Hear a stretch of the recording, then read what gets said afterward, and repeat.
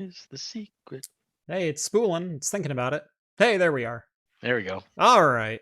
I see us now. See one beautiful face. Just one? Me? Just one. Well, you said beautiful face, so I just assumed. Yeah. No. I'll let you figure that out. Welcome to Talking Heads, everyone. Episode 166, your once weekly live show for the latest in beer and tech news. I'm Jeff. And I'm Steve. Welcome to the show that almost didn't happen, everyone. Thank That's you so right. much for joining us on this Wednesday night or on Anchor.fm in podcast form or wherever your favorite podcasts are found. If you've never seen the show before, we talk beer, we talk tech, we talk games, pop culture, entertainment, usually some Star Trek. This is a family-friendly show in both language and content, although be aware we do drink alcohol on the show, so especially as we get closer to 10 o'clock, who knows? All super chats are read on the air so long as they meet our family-friendly criteria. And if you'd like to take part in the super secret chat and the even more super secret after party, think about joining the Patreon or Float Plane. Links are down in the video description. You'll get exclusive access to the Discord where you can chat with myself, Rhett, John, Steve, all the hosts from Talking Heads, and keep the conversation going all week long. Wah. There we go. You got that down. And we're live. And in none of that did you ever say, please like and subscribe. That's right.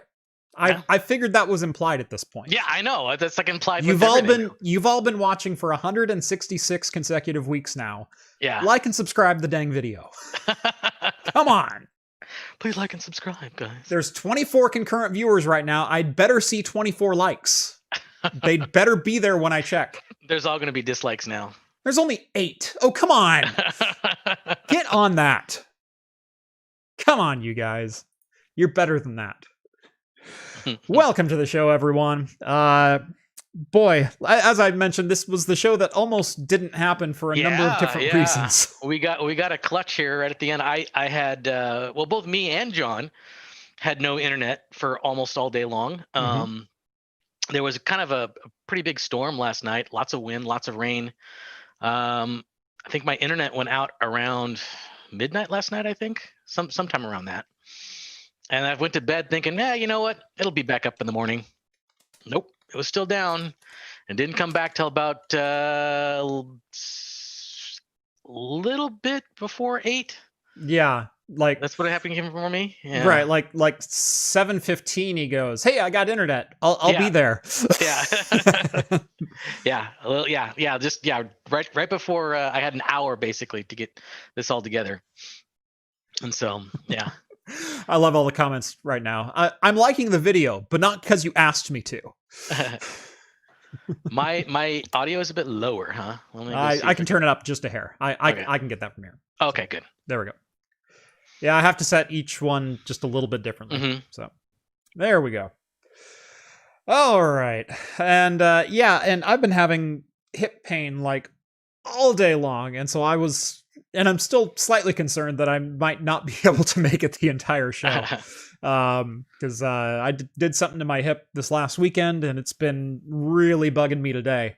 To the point where it's like, oh yeah, I'm limping to walk. It's now I know exactly what to get you. Well, Christmas is over, but maybe for your birthday or something, I'll get you a cane that's kind of like the Jurassic Park cane that I got the amber on the top but instead of the amber on the top, we'll put like a chip in there, like maybe a CPU. If I could get like I have a couple extra, like I have an extra 486 DX2. Yeah, I would love that encased in amber.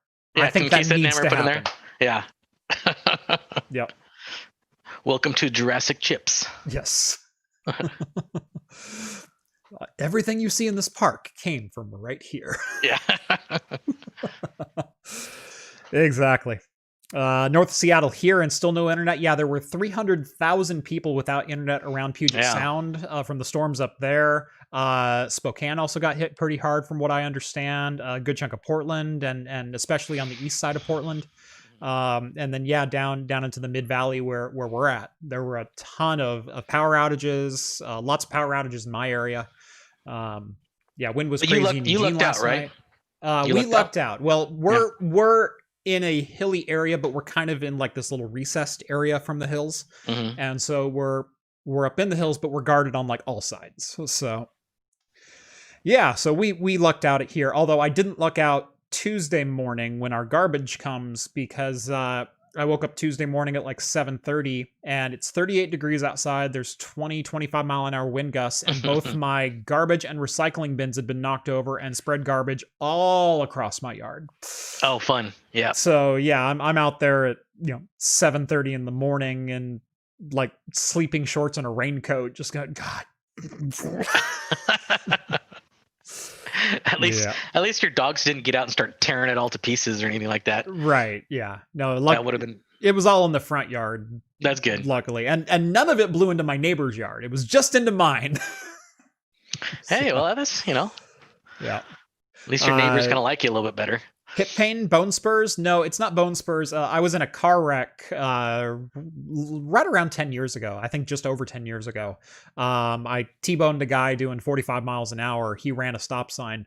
And that's how you met John. That's it. Did I know John at the time? I think John and I might have met shortly thereafter, actually. Yeah. So, yeah. I think John and I met sometime mid to late 2010. So yeah, I was probably around that time.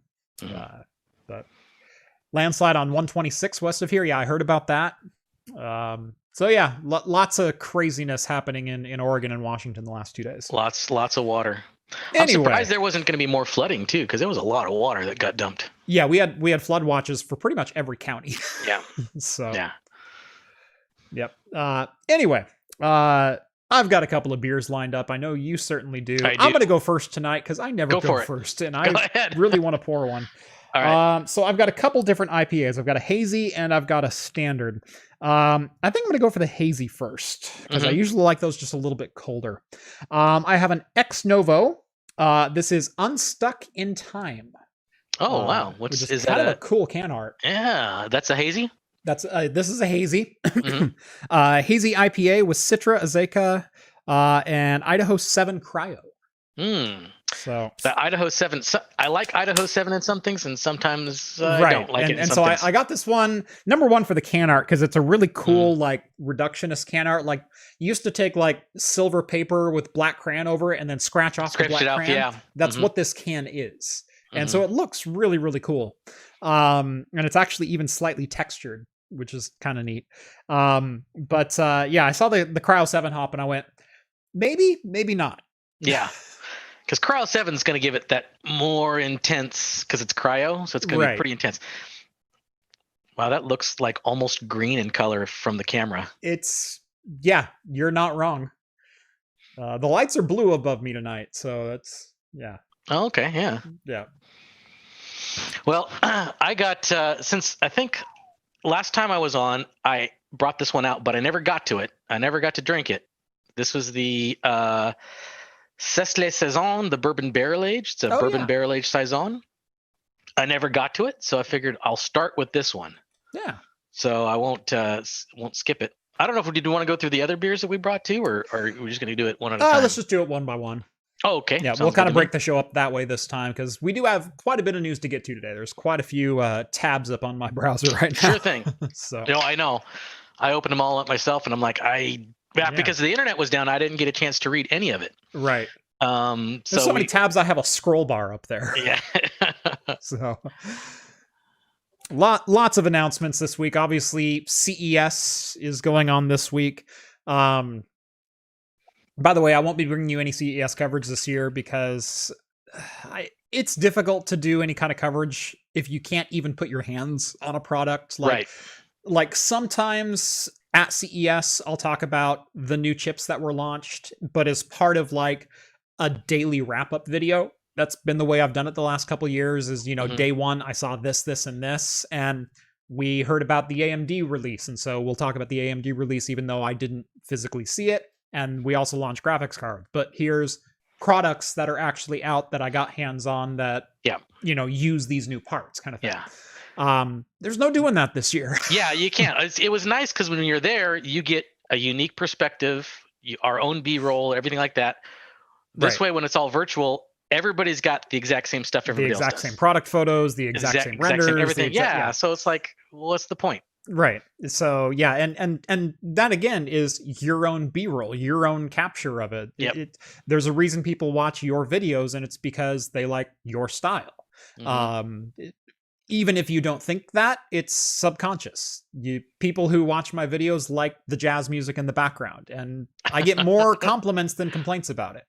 And what's funny is I actually tried something different with the video that just released yesterday, the Tiny Pilot KVM.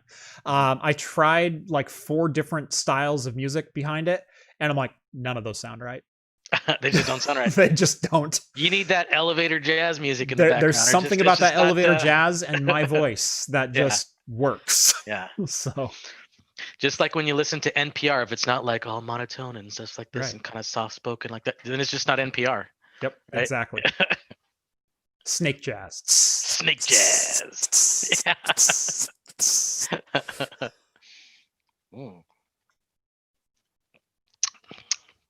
Wow, this is interesting because it's a bourbon barrel aged saison. So you get that funky farmhouse type of esters and flavors in there, but then you also get that plummy, caramely aftertaste that you kind of get with bourbon barrel age. Right. I don't know if I like it a lot, but it's definitely it's not horrible. You're going, it's what it says. It is what it says. I don't know if it's a good combo though. Yeah, it's interesting. Because like at the very back end, my mouth tells me it's like a bourbon barrel aged stout or something like that. But when I first take a sip, it's telling me it's a saison. So I don't know. This one, I'm kind of thinking the same thing. It's exactly what it says, and it's definitely cryo hopped. Yeah. I don't want to say powdery, but that it's got hops in it, but it tastes like it's hops from Tang. Hops that astronauts took to the moon. Where they sprinkled in the hops when they were done and stirred it up and then canned it. Like that's kind of, it's the Sunny D of hops. Oh, nice. And so, all right. No, it's not all right to go full Quagmire on you. Yeah. It's okay. It's okay. Yeah, it's okay. Not totally digging this one. I mean, the flavors aren't bad, but there's something about, especially the mid to back of the flavor, you're just kind of going. Yeah. That's probably the Cryo Idaho 7. I'm gonna guess. Yep. Because the other two, Azuka and Citra, both great hops. But those Idaho 7s. Yeah, I love Citra hops. Yeah, they can be. The Idaho 7s can be a bit overbearing. Yeah, definitely. It tastes like it was made from hop concentrate.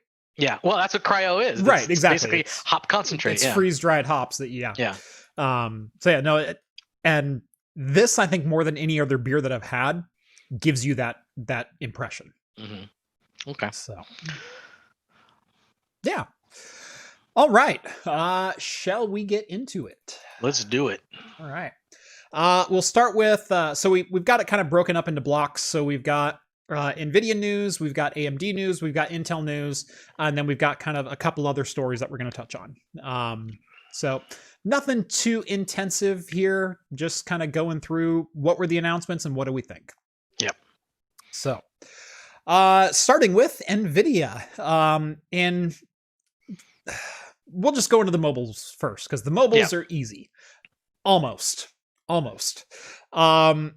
So NVIDIA finally announced mobile variants of the RTX 30 series for laptops. They will be available starting on January 26th, and there are laptop models that are already announced from Lenovo, Asus, and quite a few other partners.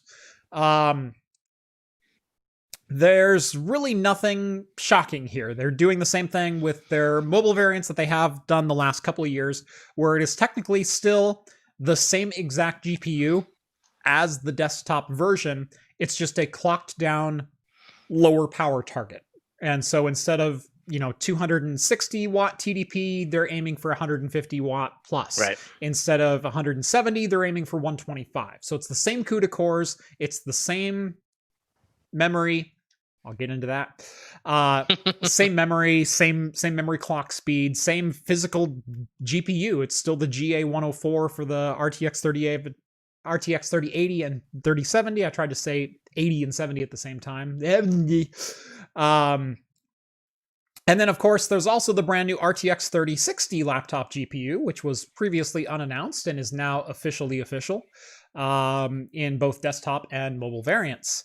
There is one curious thing here, though, and that's the availability of both an 8 gig and a 16 gig RTX 3080. So the memory is slightly cut down from 10 gig to 8 gig on the RTX 3080 laptop variant. Yep. But there's that 16 gigabyte SKU.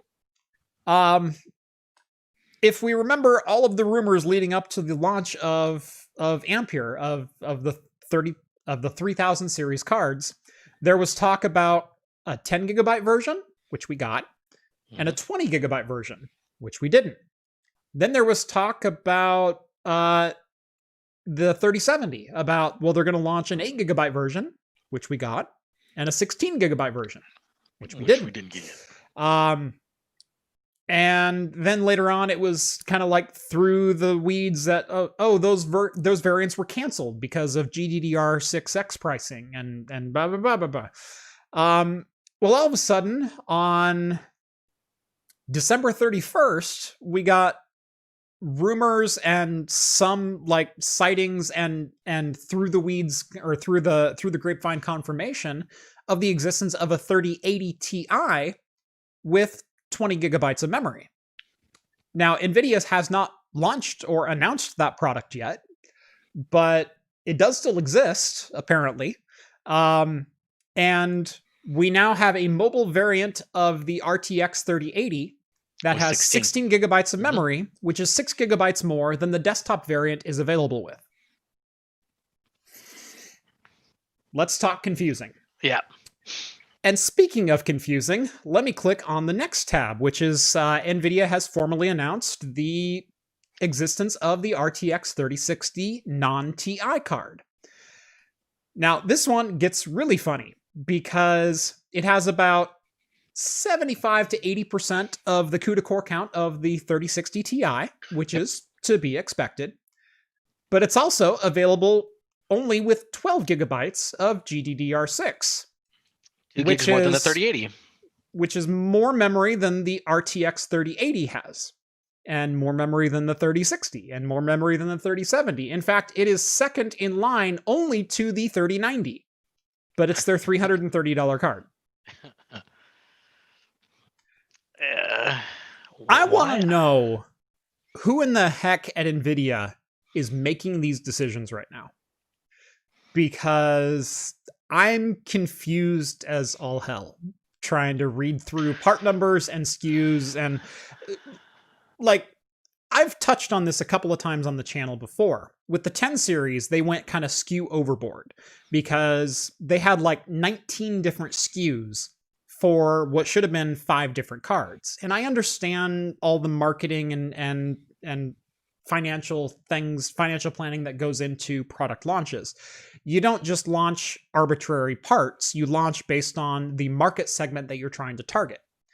And with the 10 series, they went, we're going to try to target everything because we don't think AMD can catch us. And so we want to be at every $50 up to $500 and then every $100 up to $1,000. And to some extent, they pretty much did that.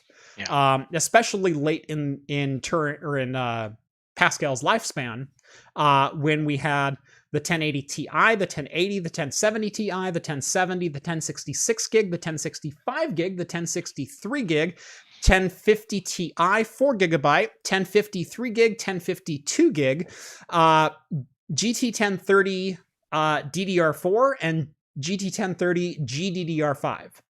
And that's leaving out a couple of the weird SKUs that were like non-US market. There was a lot of SKUs going around. Then you had all the mobile variants of those and everything else. And with the 2000 series, they really didn't go that crazy. Although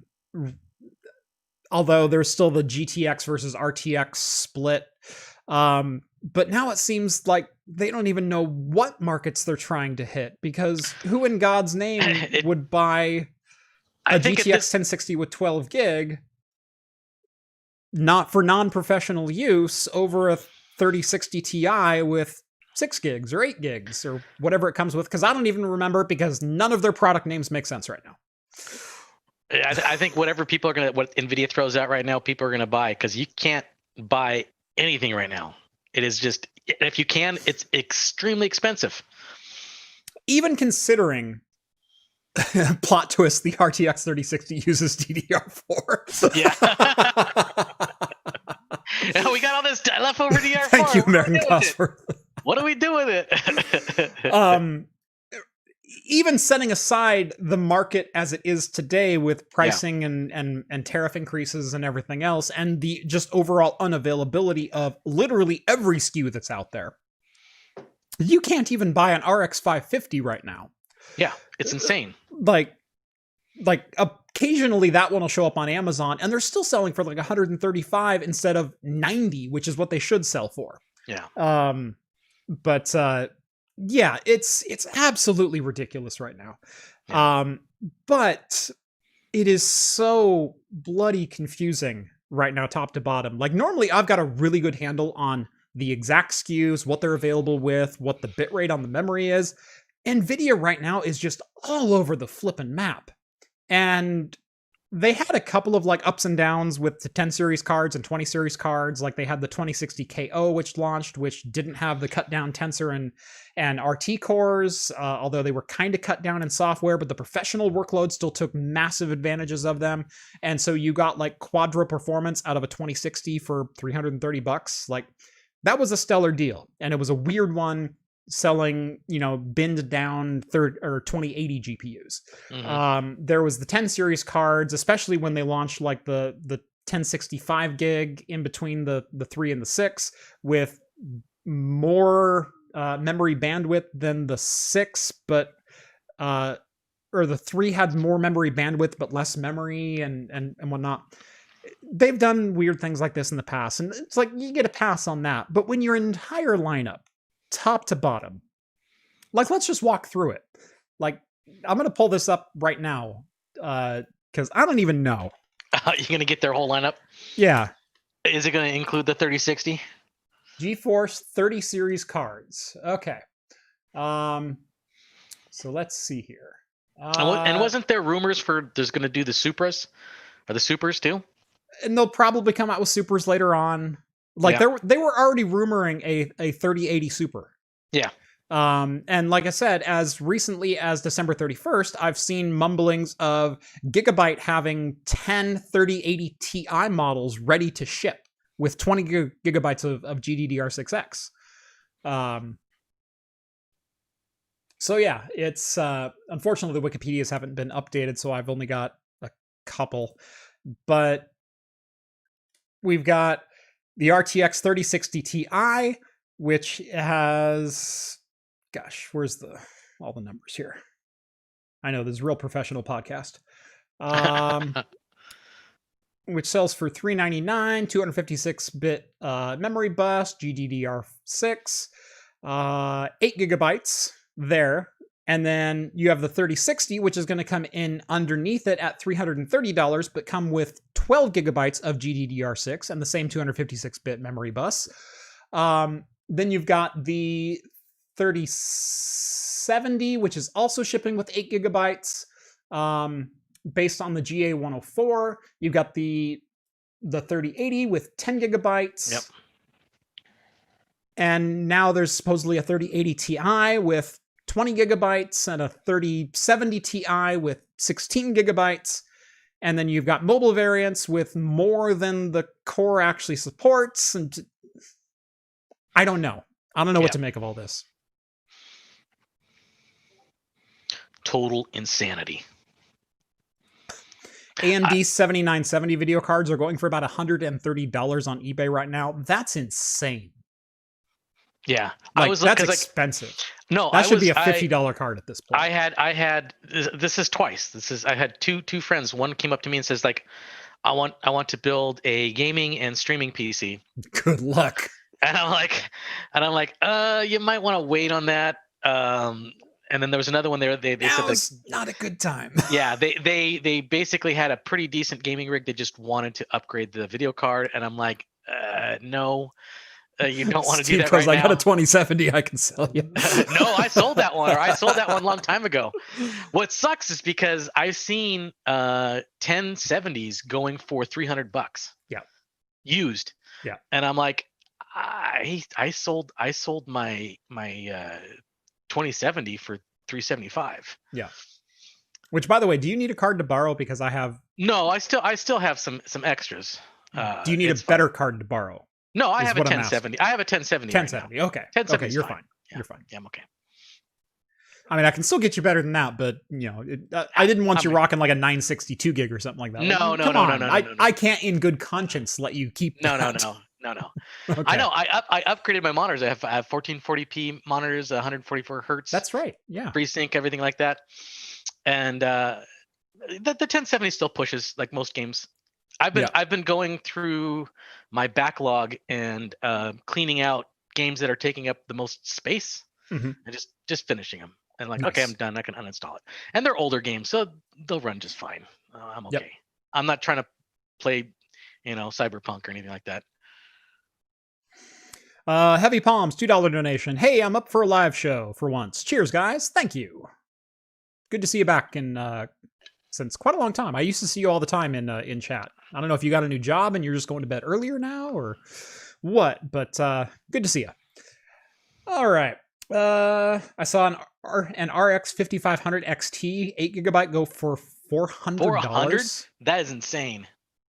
I just bought one for my wife in November, 165 new.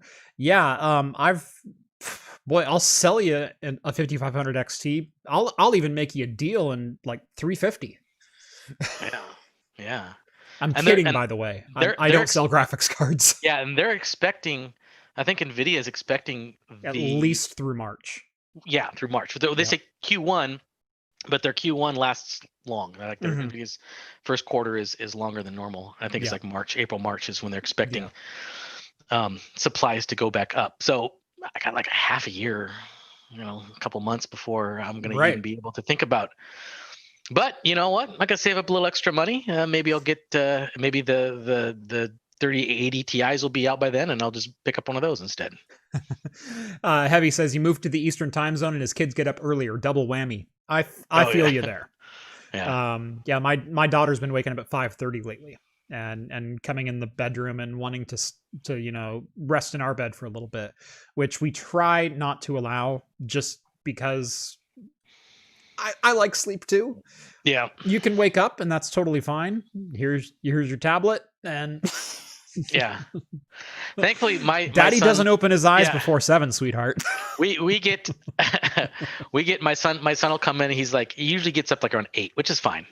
At 8's okay, but I'm still kind of drowsy. I'll like sleep in and he's like, "Oh, is it okay if I play some Minecraft?" So he knows how to open up his laptop and start playing Minecraft. I'd be like, yeah, go for it, kid. So he's occupied for at least another 45 minutes. Yep. Sorry, here I am checking email on my phone. I'm usually more dialed in than this. So yeah, NVIDIA, I don't know who's at the wheel, but they're obviously asleep. Insert the Rick and Morty, get your together. Put it all together, put it in a backpack so it's all together. I'm pretty sure they're drunk and just throwing darts at a board, being like, what are we going to release next? How much memory does this one get? Oh, whoa, 16! 16. Greetings. Ooh, but it's GDDR4. Yeah. We got lots of GDDR4s sitting around. Spicy. Yeah. Let's throw a whole bunch in there. Is Samsung still making that? I don't know. That's like me. Someone call Elcom. I got like plenty of tons of hard drives. 3 people are really chuckling at that joke right now, and I appreciate that. Atari VCS thoughts? I have no thoughts on Atari VCS. Did Atari launch something at CES? I don't know. I don't think so, but I've heard of this Atari VCS for a while. I haven't really looked into it too much. Greetings from Denmark. Hello. Glenn. Greetings. All right. So that is going to do it for the NVIDIA news. There was a couple more little bites that were announced, but that's the big stuff. RTX 3000 series mobile, and there's an RTX 3060 coming to a retailer never. Yeah, coming to a retailer, and then it's gone. Yep, and it's gone. Yeah. All right. So getting into AMD. This one made me chuckle. This one made me laugh quite a bit because last CES, when we were expecting the release of the all-new Threadripper motherboards, there was on the table was WRX 40 and WRX 80. They were expected to launch two separate chipsets for Threadripper. The chips would be fully compatible with both, but if you got a WRX 80 Threadripper chip, you could have 8 channels of DDR4 memory, and you could have up to 128 PCI Express lanes, just like Epic Milan chips do. However, AMD said, no, those don't exist. What are you talking about? We're only launching one chipset for Threadripper, and it's the WRX 40, and you'll like it, dang it. Like, I think that was in an official press release. Like, that doesn't exist. We never had that, really, because I saw motherboards and renderings and like fully done up box art. Are you sure that doesn't exist? No, that never happened. Lo and behold, CES 2021, AMD is now introducing Threadripper Pro motherboards with a WRX 80 chipset. Oh, imagine that. What? Where did this come from? So yeah, three WRX 80 motherboards have been officially announced. One from Gigabyte, one from Asus, and one from Supermicro. The Supermicro and Gigabyte boards are both server-oriented or high-end workstation with professional workstation features embedded, like IPMI and no RGB, and who cares about those? So here's the Supermicro motherboard on screen right now. As you can see, it's got the traditional Epic sideways mount profile to it, with all 8 DIMMs of 8-channel goodness surrounding it. You've got 6 full PCI Express X16 4.0 lanes to IO to your heart's content. And by the way, those are all full speed. Man. There's also 3 M.2 slots on the side over here. Those are all PCIe 4.0 X4 full speed slots because we've got lanes to spare.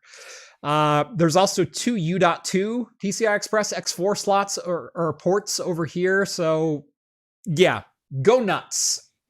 Do what you want to do. Lanes are free, yo. Yep. So that's the Supermicro board. I'll come back to that one. I'll circle back. So this is the Gigabyte SU8 motherboard, which again is kind of a server and workstation oriented board. It has IPMI. It has dual 2.5 gig Ethernet. Very similar feature specs with 7 full PCI Express X16 slots, and I believe a pair of M.2s is what this one has, and then a pair of U.2s as well.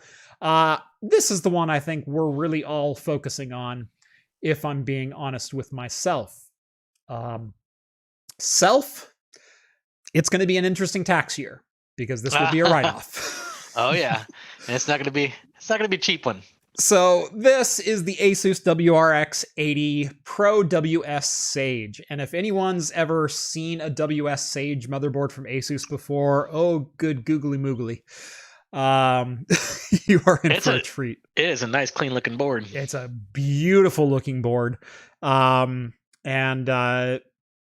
yeah, so this one is fully workstation oriented. They're not playing around with servers or anything like that. This is meant to go in like your professional rendering rig kind of thing. 7 full PCI Express X16 4.0 slots.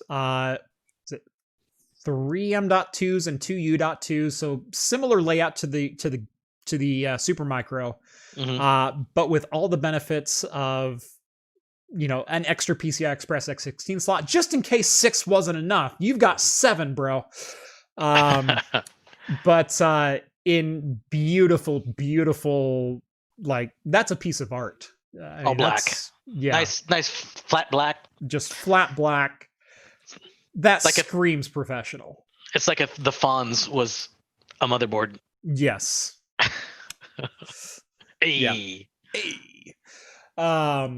So yeah, threads for days. By the way, there's also some new AMD Threadripper processors which were announced. Nothing too mind-blowing, but is an all-new 3995WX, which is a WRX 80 compatible 64 core 128 thread 128 PCI Express lane chip with like a 4.4 gigahertz boost or some crap like that.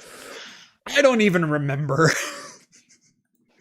My mind stopped paying attention about halfway through those numbers because holy crap. Yeah. I might have to. Anyone want to buy a 2950X lightly used? Lightly. You're gonna make this replace your editing rig? It's gonna be your new editing rig. Yeah, that sucker's gonna scream. Yes. Well, no. Hopefully, it's gonna be quiet.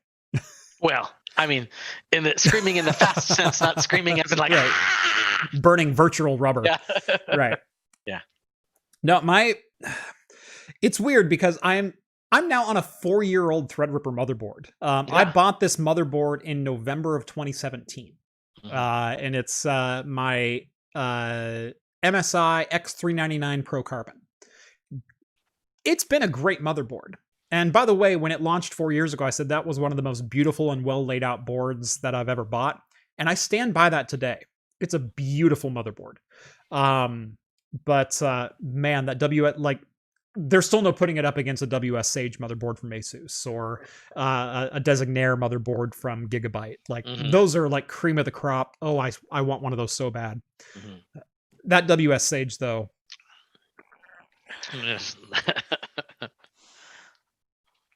I would do things to get that board. So your wife's knocking on your office door. Jeff, what are you looking at in there? Nothing. I'm busy. 2950X going to the Futurecraft computing editor. You know, it might, if anyone ever volunteers for that position, because I still can't pay for it. See, what sets me apart from other professional YouTubers is other professional YouTubers don't often have a mortgage yet, and 2 kids and a wife, and yeah. 2950WX. No, it's just a 2950X. The WX was the 70 and the 90. So there's the 2920X, 2950X, 2970X, WX, and 2990WX. So yeah.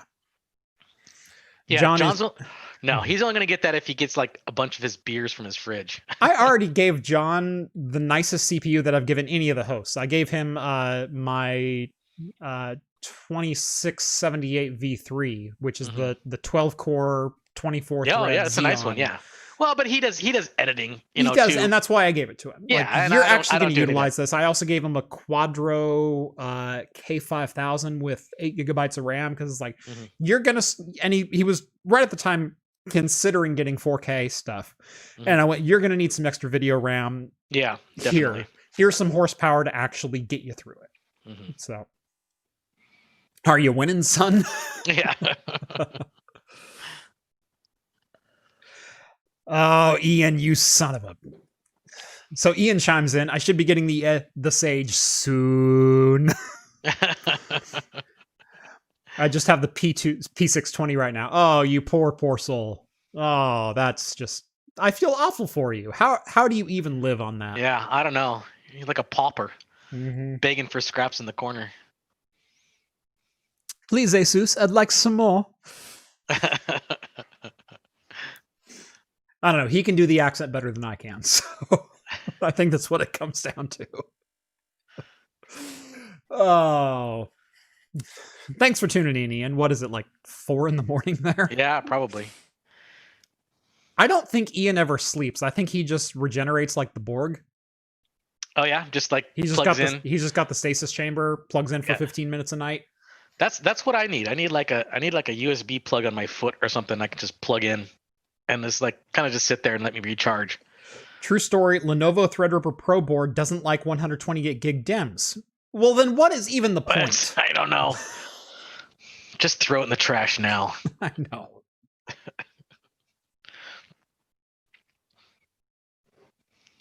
4:40 a.m. Yeah, that's about what I thought it was. So, Okay. yeah. Yeah.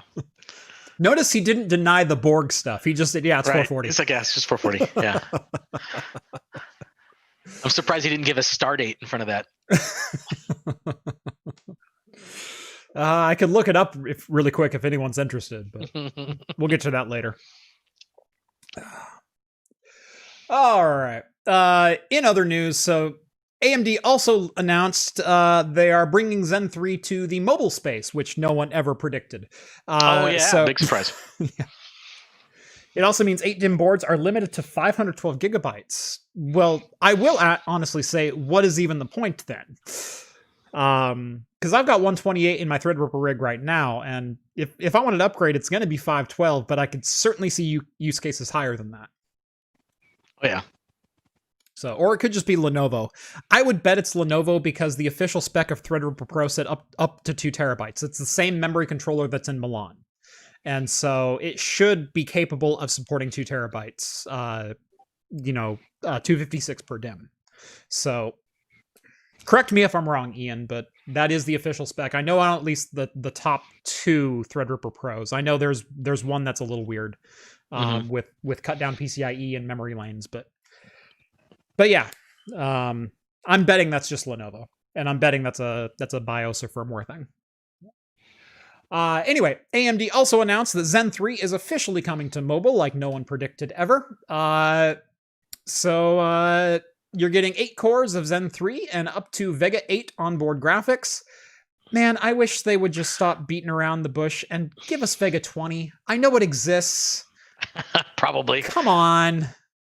They've been milking that Vega 8 for a while. I know they have. Vega 8 on the APUs launched with Renoir for the 2200 and 2200G and the 2500U mobile processors. So at this point, number one, get off of Vega. Like, stop beating that dead horse. At least get on RDNA 1. But number 2, please give us at least Vega 20 in an APU that we don't need a discrete graphics card to power. Like, you gave it to Intel, for crying out loud. I know it exists because the 8809G is a thing. Eighth generation Intel mobile processor that was in the Nook Skull Trail or Skull Candy. Skull Trail was, God, what was that, 5400 series Xeon? Yeah. By the way, I still want one of those boards. If anyone has a Skull Trail motherboard, look me up. I will pay for shipping and possibly a little finder's fee.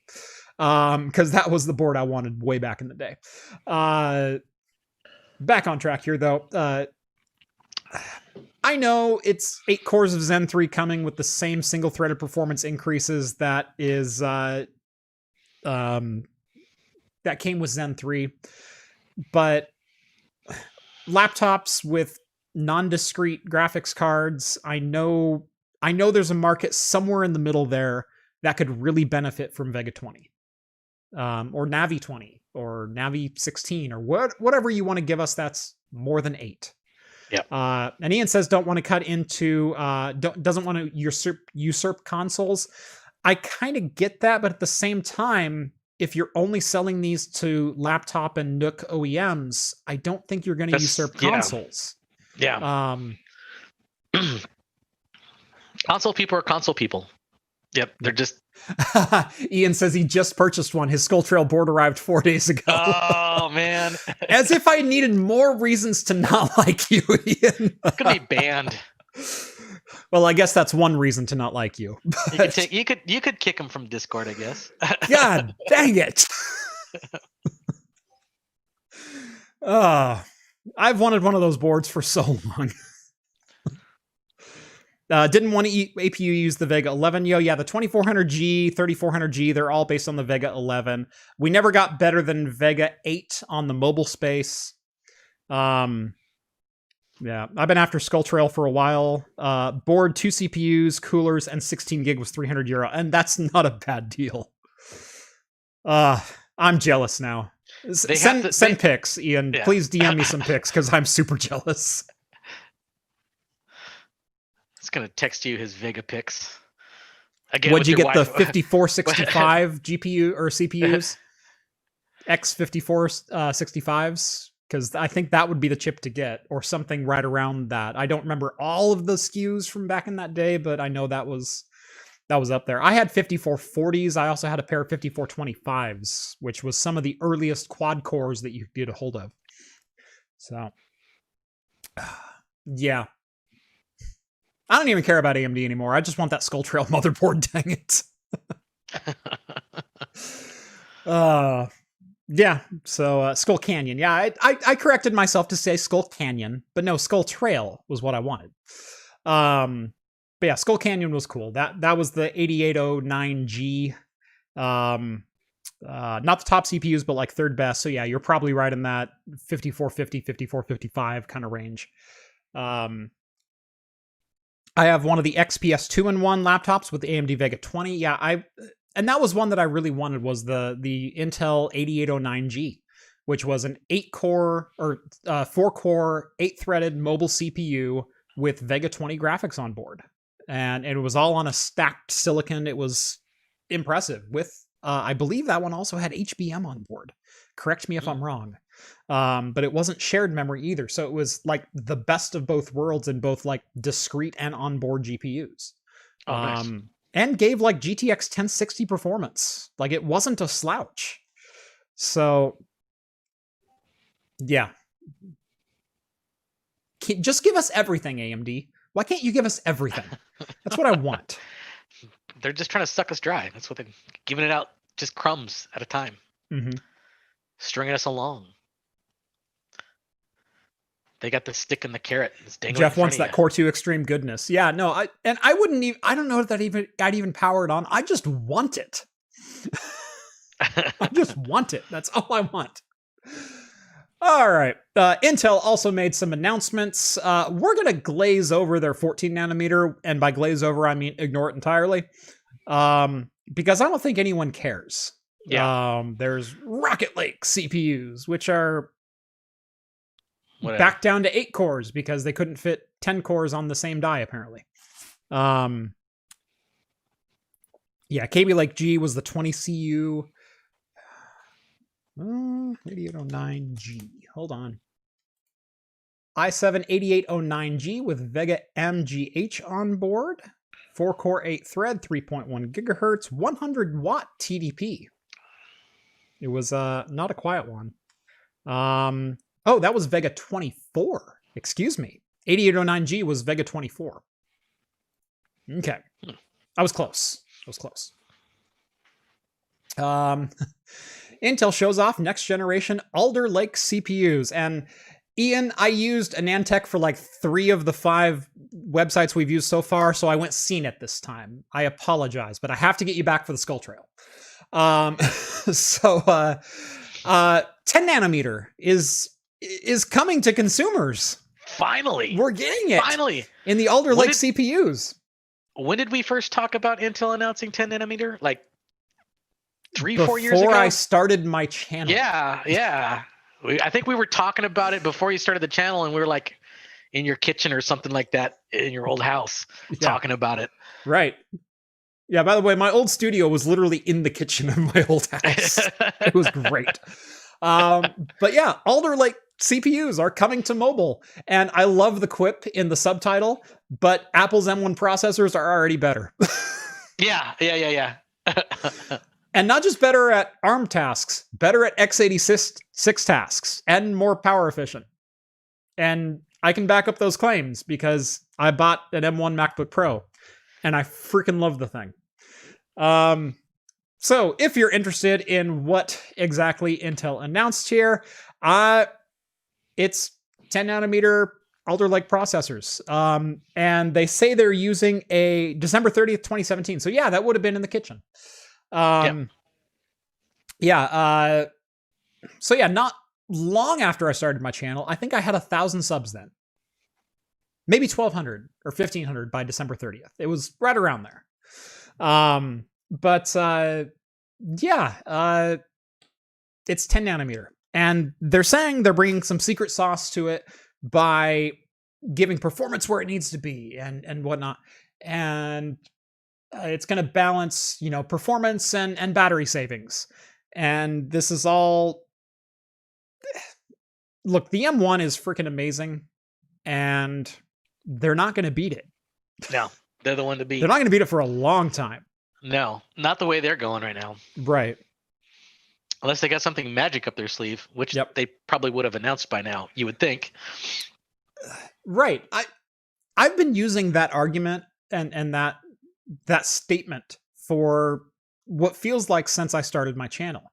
I used it when AMD announced 7 nanometer. Yeah. Oh yeah. And the sauce is ketchup. Yeah, exactly. Yeah. Secret sauce of blending the best of performance with the best of battery savings. Oh, you mean like an Apple M1? No. No. They just took mayonnaise and ketchup and mixed it together. Because that's on 5 nanometer. Yeah. Yeah. Alder Lake comes with Heinz. Yeah. Yeah, no, it's people have been saying, well, no, Intel's got something. They've got something. And I said it last December when we were leading up to CES 2020, that when AMD was expected to announce 7 nanometer, and then they did announce 7 nanometer, and they said, here's a sneak peek of Epic and Threadripper performance, and just wait until it comes to desktop on July 7th. That was all that announcement in CES 2020. And Intel came on the stage and went, hey, we've got some new 14 nanometer desktop parts along with this 10 nanometer i3, which really never launched, along with a 10 nanometer Ultrabook i7 is what we're calling it, but it's still only 2 cores and 4 threads and a 7-watt TDP. And that's it. Thank you. Have a great CES, everyone. Intel's still number 1. Still the best in every category. And they were kind of right with that last statement, but also I said then, and I said a year before, and I said the year before, if Intel had a counter punch, they already would have used it. Yeah. If they had a card in their deck, even if it was an announcement for 18 months from now, they would have already played it. Yes. The reason Intel ousted their CEO this week, the reason Swan is looking for a new job as of February 15th. Oh, I'm sure he's had a golden parachute. It's fine. Oh, he's got a golden parachute. There's no doubt. Yeah. But the reason he's on the outside looking in as of February 15th, happy Valentine's Day, is they don't have an answer. I think when it's a CEO, it's from his yacht looking to the shore. Right. Okay. Kind of okay. Yeah. Yeah. Yeah. Yeah. Intel has a lot of cool packaging tech, several options. It's been baking for 10 years. They just haven't found a way to cost-effective way to commercialize it. The software tools haven't caught up either. Yeah. And again, unless you have a commercially viable product, you don't have a counterpunch. And so unless you have something like in development that is showing promise, you don't have a counterpunch. And development on CPUs takes 3, 4, 5 years. Yeah. And when Zen 3 launched at 7 nanometer, and Intel still kind of went, here's another 14 nanometer chip. Guess what? We found a way to squeeze 2 more cores onto it. I went, they're going to have to do literally the exact same flush and reset that AMD did after Bulldozer and Excavator failed. Because those products were dead on arrival. And as soon as they launched, AMD kind of knew it too. And rather than chasing that same architecture, they went, what if we just redesigned everything? How long would that take? Well, it'd take 5 years. Okay. So how do we float the company for 5 years? Yeah. And it was a brilliant move. And this is what they get 8 years later. Is from 2012 to 2017, they had abysmal years. Like verge of bankruptcy. There was rumors of Apple was going to buy them for quite some time. And they launched Zen and it helped. And then they launched Zen Plus and people went, oh, it's for real. It can compete. It's in the conversation. And then Zen 2 launched and they went, holy crap, you're neck and neck. Then Zen 3 launched. And I'm not even talking, you know, Rome and Milan yet, as far as like server processors go, which is where the real money is at. But just the processor tech itself, they went, oh, you started like 70% of Intel, and then you got 85, and then you got 99%, and now you're 115 looking over your shoulder going, they're not going to catch us. Yeah. Yep. Intel already has 2 to 3 CPU architectures done. They're just all built on 10 nanometer plus and 7 nanometer. Right. Hence all the backporting. Right. And all of these ports that we're seeing right now were supposed to come out on 7 nanometer.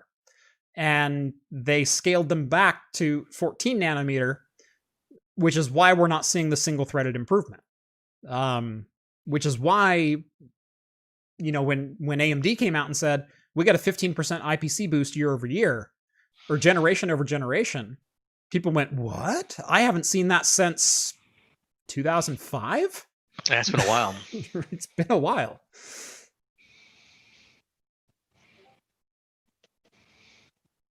Yeah. Apple buying AMD seems like an interesting alternative universe. Yeah. In some alternative universes, it happened. I think it was a lot closer than a lot of people think, because they had conversations.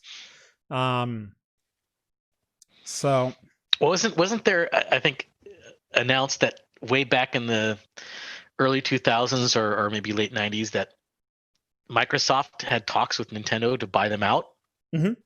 And Nintendo just laughed in their face. Just like, Nintendo is one of those companies that everyone thinks, oh, they're cute. Yeah. And whatnot. There was an analysis of Nintendo done, because remember, Nintendo is over a 100-year-old company. Oh yeah, they started selling trading cards. Right, they started as a gaming company, and they're still a gaming company. Yeah, playing cards. But there was an analysis done of Nintendo. Nintendo could produce the exact same products at the exact same rate, at the exact same cost, for the next 100 years, and still exist as a company without making a single dollar of revenue. Yeah. They're a really, really good business. They're not going anywhere. And that's not to say that they don't make revenue, because with a lot of the Pokemon and Amiibos and digital content, plus all of their first party sales, because remember, the thing that drives Nintendo sales is first party titles. It's Mario, it's Zelda, it's Pokemon, it's all those other things that go into that. Those drive Nintendo hardware sales, which leads to software sales, which, guess what? It's all back home in our own backyard. They print money. Yep. Maybe it was like 30 years or something like that, but it was a significant length of time. Like, Apple's going, I don't know that we could do that. Yeah. And Apple has $2 trillion in the bank. Mm-hmm. So, interesting times. In news that is actually a little bit shocking, Intel announced that they are currently in production of actual 10 nanometer chips intended to go into motherboards that you could buy. Not laptops and not low volt stuff, but actual 10 nanometer chips. Now, this is the Xeon variant. Right. So these are our server and high-end workstation chips. But Intel Ice Lake is, quote unquote, officially in production today. You can get up to 36 cores, 72 threads, and up to 2 CPUs per motherboard, which means 72 cores on 144 threads. And AMD's still going, really? And up to 3.6 gigahertz. And AMD's going, really? Oh, really? Okay. Okay. Okay. All right. All right. Yeah, so they are currently in production. They will be out sometime in, I believe it was late Q1, that they'll be available to purchase for server partners. Ice Lake Xeon already behind Zen 3. And therein lies the rub, doesn't it? Because we've seen now what 7 nanometer Threadripper on Zen 2 is capable of with Milan, what happens when Zen 3 comes out? Yep. It's going to be a bloodbath. How many cores could Intel fit if they ditched AVX 512? Ooh, that's a great question. I'm going to say 60 because that was the highest end Xeon Phi, if I remember correctly.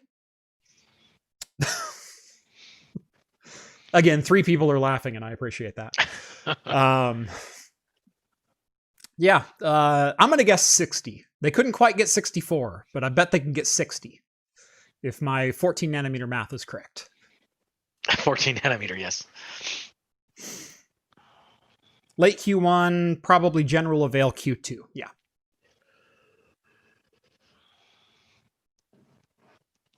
Answer is not enough. I don't know. Can we bring Moonshot back? I love that store. Bloodbath and Beyond. Bloodbath and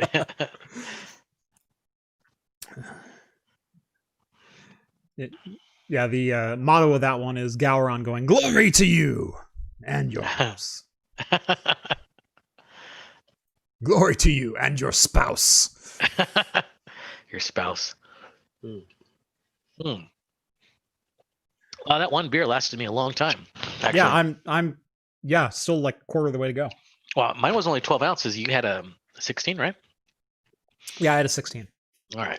So we're about on pace. Yeah, we're about on pace. HP Moonshot, yeah, HP Moonshot. You know, the multi-threaded everything. Yeah.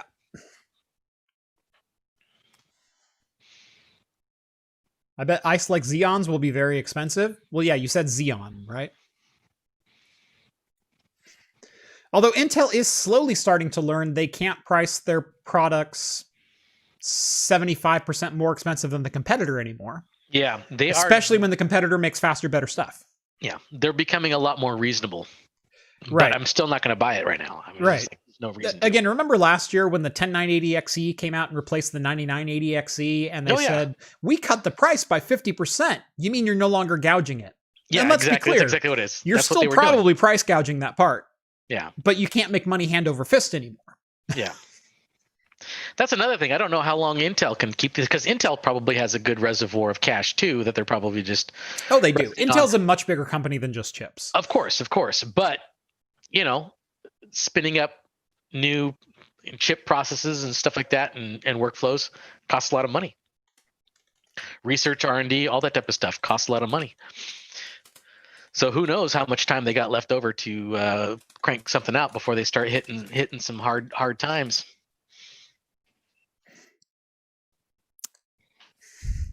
Sorry, I had to type that joke in. Okay. Yeah, so we'll see what the general consensus is for Intel, especially 10 nanometer versus whatever comes with Milan from AMD, as well as what happens when Zen 3 finally lands on Epic. It's going to be a great question, and it's going to be something that a lot of the industry pays a lot of attention to. Because I've said this before, data centers are about performance per watt and performance per square foot. Those are the two things that matter when you're scaling out a data center. Of course. And right now, it looks like AMD owns both categories. Yeah. So, although curiously though, wasn't there not a survey, but kind of a stat that came out that AMD, the Epics aren't really taking over in the server space as quickly as they thought? There was something, a current market saturation chart that came out. I don't know that I'd need to see the numbers that they came up with to know for sure. But Lisa's big push for Milan is enterprise deployment. That's where all the silicon is going. And yeah, exactly. But they said that AMD really hasn't gained any market share since Epic was announced, which I fully disagree with. I know they're making market share. I know they're gaining ground. Now, there's a lot of ground to make up. You're not going to hit 40% saturation like, Ryzen has in just 3 years. But we're getting to the point where I think Intel's market share is going to start to plummet as as those chips start to age. X79, X99 generation CPUs, your C602, C604, C612 are starting to be phased out. And now they're looking for, what do we buy now? Yep. Well, guess what? You go 7 nanometer Milan and you get, 2-to-1 performance per watt and way more dense, because you can get 128 cores instead of 72. Yeah. Into a 2 CPU 1U box. Yep. You can get double that onto a 2U with 4 CPUs per box. Like, it's a thing. So yeah. Yep. I'm curious to see AMD's end of year financials to see what Epic Milan really did this year, because I think it's better than the report that I saw. The report that I saw said they actually lost ground in the last quarter, which I'd be shocked. That doesn't seem right to me. Yeah. Who knows? Mm-hmm.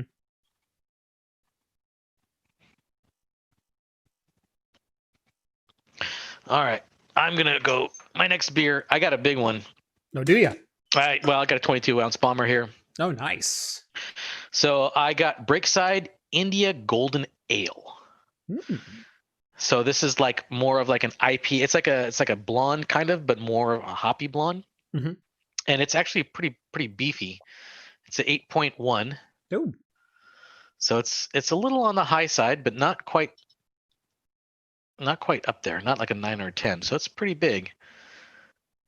I may have to finish off the night with this one. We'll see how quickly I go through this. Yeah. We'll see. Sometimes my thirst gets away from me. Yes. And Steve is a thirsty boy. I'm thirsty. I was thirsty today. So, oh God, it smells wonderful. And Breakside is one of the Northwest brewers that I remember when they first came out. I wasn't super impressed with them. Yeah. But as of like the last 3-4 years, I've been super impressed with the amount of quality they've cranked out with just like really, really great IPAs, really, really good stouts. Mm-hmm. Just an excellent overall. I think that's kind of why I added one of their beers to the Secret Santa package that I sent out this year, because man, they do some really great beers. Yeah. The Secret Santa package I sent out was all San EM beers, because they're fantastic. Yeah. No, San EM is great. And my Secret Santa got a 2016 Governor's Reserve Pirate Stout, which is awesome. Like, still, Governor's or just Pirate Stout is still one of my favorite stouts. Yeah, that is my, like, I need a big bold stout. Mm-hmm. and I, what is that, a 10.5 or 11% or something like that standard? It's like right. Okay, so like a lot of big bold stouts now are almost considered pastry stouts or dessert stouts. Right. They're kind of almost overly sweet. Mm-hmm. The reason why I like the San EM Pirate Stout is that it's like right at the border. It's still like a good traditional stout, not too sweet. Right. But it's big and bold enough that's almost quite to that dessert level, but not quite there. So you can enjoy quite a bit of it without feeling like heavy and saturated. Right. Plus, it's barrel aged, so you do get a little bit of those oak notes, but it's rum barrel aged. Yes. And so, but it's rum barrel aged without going way too sweet with it. And so there's a spicy quality to it. There's a, it's got some chutzpah behind it. Yeah. But it was great. Yeah. Oh no, this is excellent. This has got some nice, more traditional Northwest IPA piney bite to it. Yeah. So I went with another IPA. Now this is a traditional IPA. This is dry hopped with Galaxy and Mosaic. Oh, nice. Those are great. Like, I always look for those. Like, oh yeah, sign me up. And I bought it just for the name. Okay. Oh, okay. I had that just not too long ago. It is a pretty good beer. So this is from Crux Fermentation Project. Where are they at? They're in Bend. Yes, Bend. Yeah. So Battlestar IPA. This is a 6.8, I want to say. 6.8, 7.8, excuse me. 7.8 Dry hop with Mosaic and Galaxy. I had that. I think I just had that on New Year's is when I had that. Yeah, no, I saw it. I saw it going through the store today. In fact, Yeah, and I went, I've got to try that one. And yeah, Ian says, but Jeff, you had that one commenter who said that drinking in a video is never valid. Yes, I did. But you know what? You don't have to like the beer to like the tech content. Exactly. You don't have to, and that's why you put it at the end.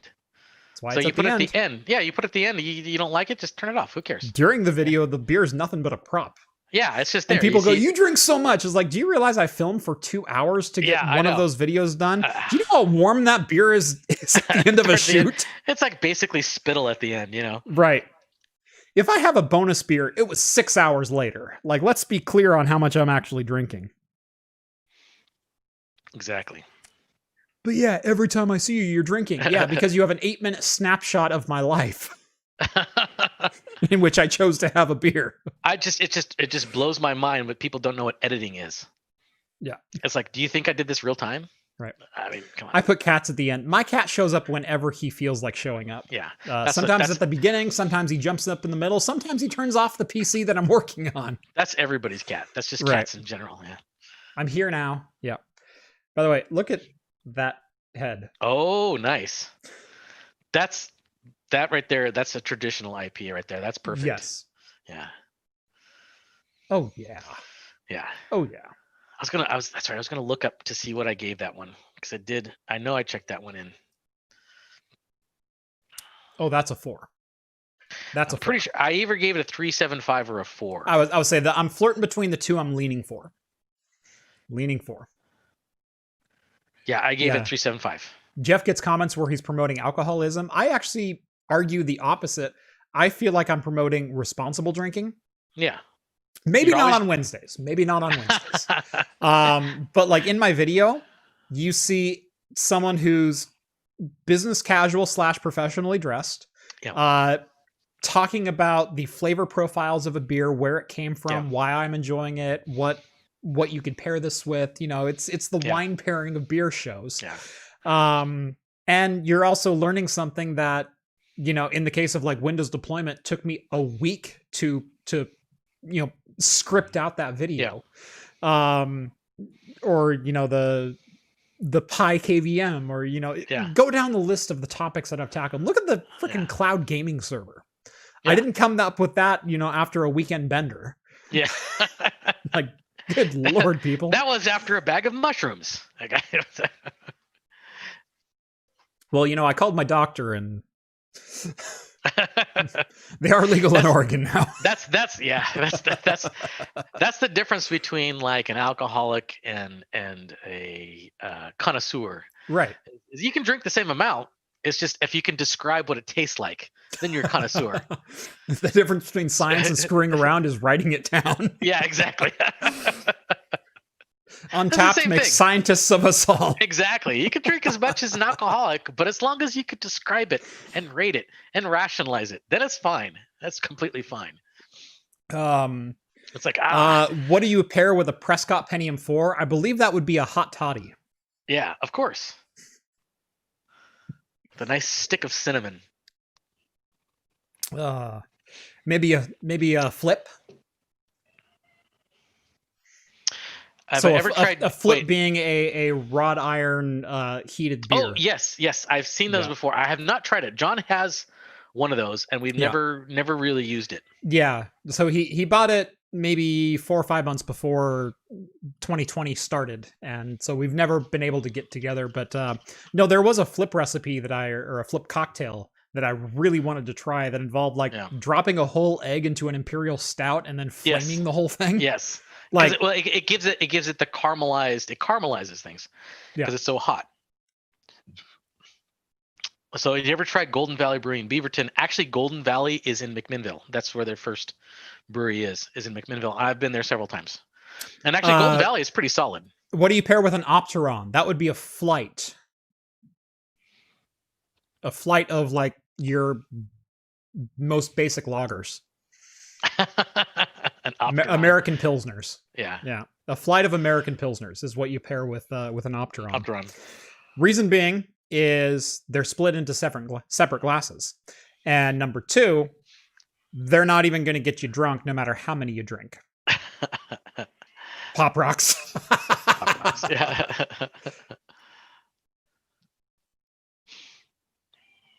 Optron goes with grilled cheese. No, I think grilled cheese is tastier than that. Where are we at in this conversation? I don't even know how we got here. I kind of like where it's going though. It's pretty fun. I'll have a Sambuca. I love Sambuca. So a 12-pack of Busch Light. Right, yeah. No, an AMD Opteron is just a flight of Busch Light. At least it's not Natty Ice. Yeah. All right. So let's get into the weeds here. Let's get out into some of the weirder stuff that was announced. Yeah. So Lenovo had kind of the flagship announcement of this. But dare I say, I'm more excited about the general presence of this rather than like who announced it. And that is Lenovo announced the Yoga Slim 7i, which is OLED edition, which is a 14-inch laptop with an OLED display with a 90 hertz refresh rate. Wow. That's okay. I mean, and boy, if I could think of one upgrade for my MacBook Pro, it would be a 90 hertz OLED. Yeah. A bigger refresh rate than an OLED. If there's anything that it needs to do better, it needs to do that. Not to say that my 2560 by 1600 MacBook Pro 13-inch screen is anything to bat an eye at, because it's freaking gorgeous. But it's also not a 14-inch OLED. Yeah.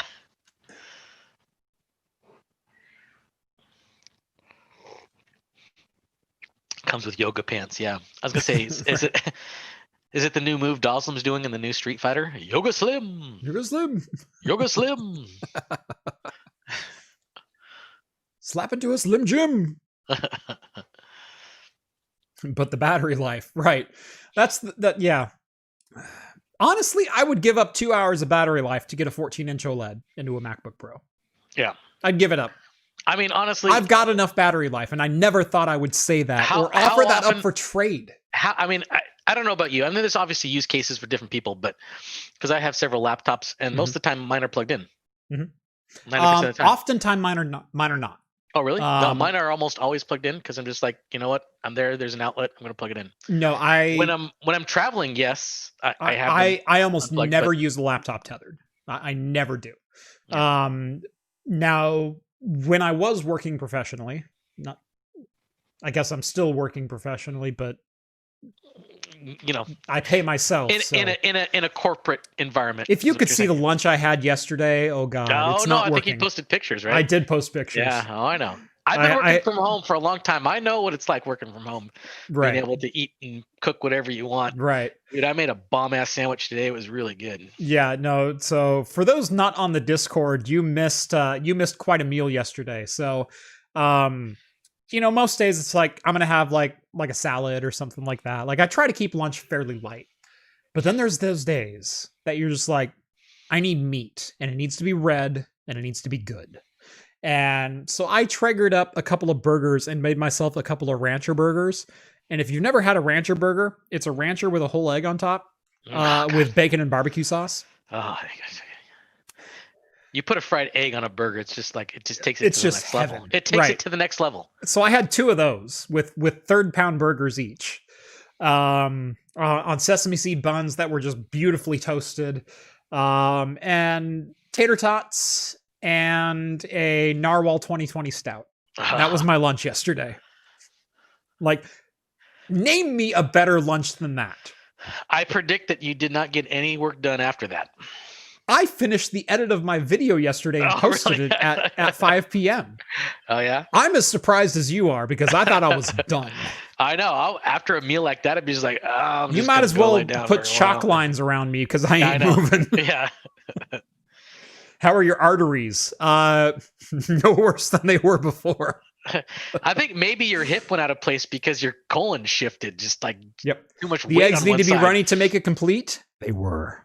Yes. You have to have a runny egg when you have it. Has to be fried in butter if you do it right, if you get a fried egg, you got to get the edges just a little crispy, with the middle still runny. Yep. Best kind. So now when I do my egg, so it wasn't a 100% fried egg, although I did do it in oil. I usually do mine kind of omelet style, where instead of just like cracking an egg and frying it, I will kind of scramble it slightly, so the yolk is popped and blended a little bit, but it's not full scrambled either. Right. I will fry that up on oil, then I'll fold it like an omelet, and then cut it in half, and then I lay the two halves on top of each other. Oh, okay. And so you still end up with some of the yolk being runny, but it is cooked pretty thoroughly. But it adds just enough creaminess where I really, really enjoy a burger. Because I don't like a completely raw but warm yolk. I want, I don't even say 70. I want like 85% cooked and just a little run to it. That's where I like my eggs. Yeah. And I found doing it that way, I get that texture pretty much throughout the egg, instead of just like biting into the yolk and going like biting into a gobstopper. Like, no, like the Gushers candy from like right. It's the worst 90s. Gusher I've ever had. Right. So yeah, I crack my yolk. I'm kind of a heathen like that, but I still leave the yellow. You know, it's kind of weird because when I put it on a burger, I don't like to crack the yolk, but when I just have a fried egg, I do like to poke the yolk a little bit because I like the yolk cooked a little bit. Right. When over medium, folded in half. Exactly. Yeah. With just a little oil in the pan, so you get just a little crispiness, just a little, Not oil. I use butter. I use full up butter. See, I'm trying this year for the first time in a very long time. I know we're getting into dietary talk right now. That's weird. I'm trying right now for the first time in a very long time going 100% dairy free. So I am allergic to whey protein essentially. I'm not lactose intolerant, although milk still has like effects on me. But when I was a baby, it was like get hives kind of level, like like just like this side of anaphylactic kind of thing. Yeah. So now I built up a tolerance over so long. And so I will down a pizza with the best of them. Oh, yeah. And my wife went, you've had stomach issues for years. You were nearly hospitalized with peptic ulcers. Maybe you should like think about your gut health. And so I've been it's not lactose. It's actually the proteins, not lactose themselves. And it's not lactose intolerance. It's an allergy, not an intolerance. Yeah. So whey, which is a milk protein. Yeah. Right. Exactly. Yeah. That could be. Yeah. I mean, like, I kind of think I might have, because like I think my sister found out that she has an egg allergy, and I might be sensitive to eggs as well because like I like eggs. Yeah. But if I have like a big omelet, I feel just sick afterwards. Right. Like I want to throw up. And that totally could be. Yeah. Now I no longer get hives, but I notice my skin. I get a lot of eczema on my skin. Like I know I'm going into way too many details right now, but hey, it's all good. We got time to burn. Right. But yeah, so I'm trying to go at least for the first like 2 months of the year, like 100% dairy free. And does any of the stuff that I'm dealing with get better? And if it does, keep with it. Well, there you go. Yeah. And so, so I've been doing eggs over medium. And I've been doing that as a substitute for cheese on my burgers. Yeah. And so I'm not frying in butter. I'm frying in just extra virgin olive oil. Sure. So no butter on my biscuits. We actually have an avocado butter that I've been using. I was just gonna say that you should try like other ones like avocado or maybe even coconut. We actually just bought an avocado ice cream that I'm really excited to try. I've had those before too. They're actually pretty good. Yeah. No. So my niece has juvenile arthritis, and they went in. It flares up and down, off and on kind of thing, and she was actually really, really severe case of it at like age 6, and it was heartbreaking to watch because she's one of the happiest kids ever, and when she was having a flare up, like she couldn't even get out of bed, and it was just awful. Well, she went in for an allergy test, and she tested allergic to numerous things that are on the scale. Oh man, yeah. almonds, eggs, dairy, Oof. yeah, you go down the list and it's like, that's all the things that I love. All the fun things, all the great things. Yes. All the great things. And so she found out this like about a month and a half ago or something like that. And she's 11 now. Yeah. And so they're trying to go like 100% strict on her diet and then introduce like one thing at a time and see if it actually reacts or if it's negligible results kind of thing. Right. And so she stayed at our house for almost a week, a couple of weeks ago. And I'm also trying to do like the non-dairy thing. And so, we're eating like, avocado butter and all this other stuff together. And we're all trying it for the first time together. So it's great. Right. That's awesome. Yeah. Well, that means no, milkshake IPAs for you, or no beers with lactose in them.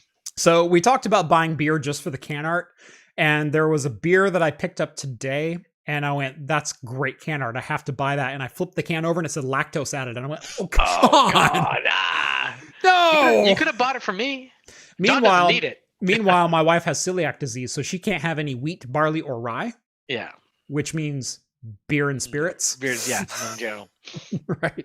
Exactly. So it's like, okay, I'll give up the lactose beer. I'm okay. Although she'd probably be fine with like potato vodka or something like that. She's actually fine with most distilled spirits, as long as their distillation process is pure, which most of them are. Most mass-produced distilled spirits. So you can go into whiskeys and vodkas and all kinds of stuff. If it's been distilled, it is likely gluten-free.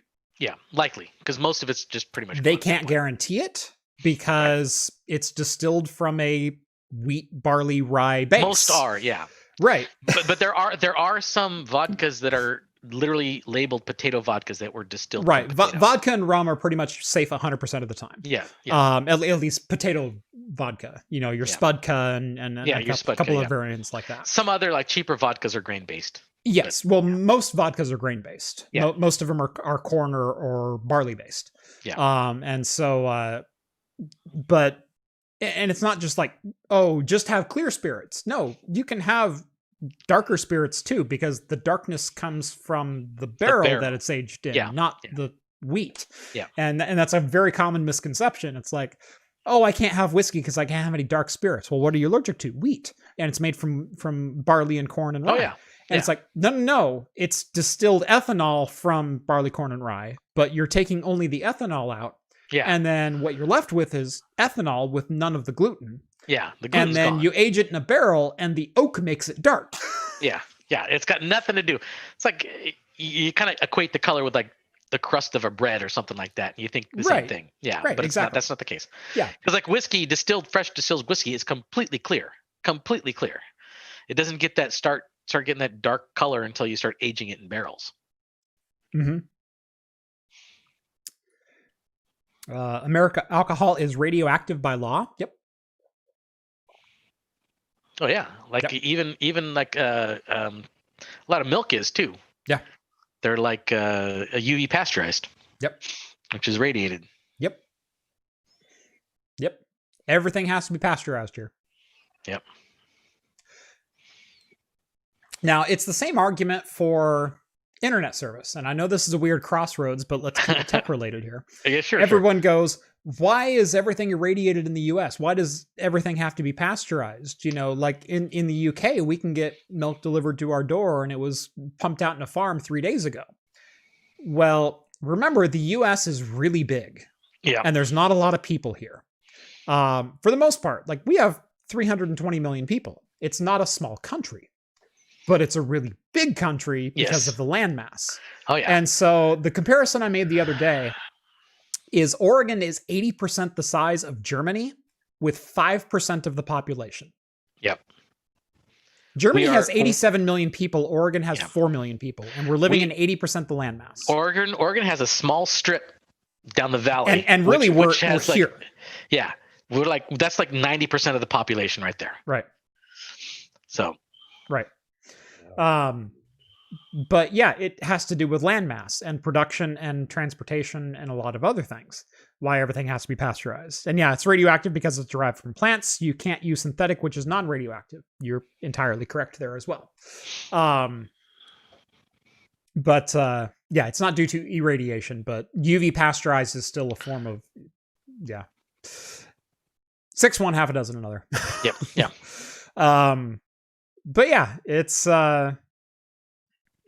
interesting because we get into internet service provider and it's like, well, I have fiber here in the middle of nowhere Spain. Well, yeah, the middle of nowhere Spain still has 70 million people living in it. Yeah, I know. The middle of nowhere Oregon. My dad lives in a county with 6,000 people. Yeah. And by the way, it is 6 hours away from me. Mm-hmm. And he's 6 hours away from any town larger than 2,000 people. Oh yeah. Like, that's in the middle of nowhere. If I've we been want to talk to about Eastern it. Oh, Oregon. and by the way, he has gig fiber. Well, I know because at Right? that point it seems it's okay. So like going If we're out going to run copper, we might as well run fiber and just direct connect him. Well, one of Facebook's biggest facilities is actually in Central Oregon. Sandy, Oregon. Yeah. No, not Sandy. Or right outside of Bend. Yeah. Yeah. I can't remember the town. It's like, but it's like it's going out towards Eastern Oregon. There's like nothing out there. It's like the biggest town out there, and but it's just because property is cheap, and so you can lay out fiber going out there, and it's just cheap property. You can have a whole big facility out there for almost nothing. Yep. Oh gosh, what is it? I can't remember it. It's like not Terrebonne. Terrebonne's like north of it. Tom Scott rejected me for a guest video, said my topic wasn't interesting enough. You can be on my channel anytime you'd like, Ian. You want to come on the Talking Heads? I know it's 4 a.m. start time for you, but you're more than welcome onto a show. In fact, I'd even probably back it up to 5 p.m. my time, which, no, never mind, that wouldn't work because it'd be, 2 a.m. your time through 1 a.m., something like that. But no, you want to come on a show? You want to do a live show with me sometime? Let's talk. I'd love to have you on. Prineville. That's what I was thinking. Prineville. Thank you. Prineville's got the Facebook data center. I went Madras? No. No, Prineville. Prineville. It's like, yeah.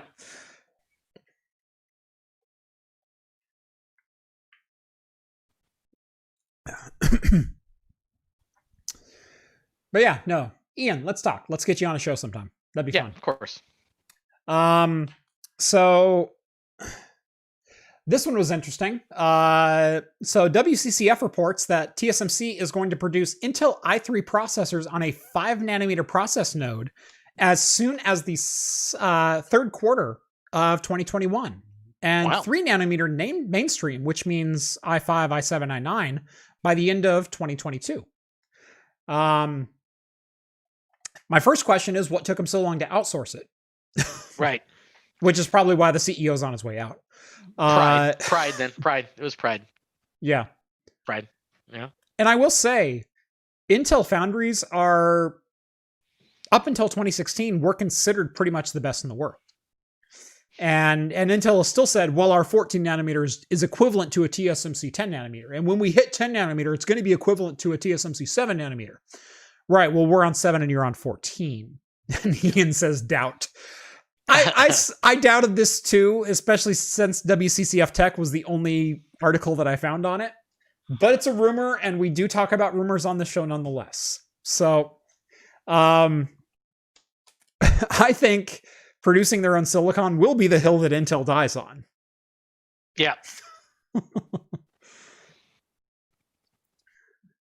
Hey, Prineville has a lot of big data centers. No, Amazon, Microsoft, Intel, Facebook, they're all there. They're one of the major hubs on the West Coast.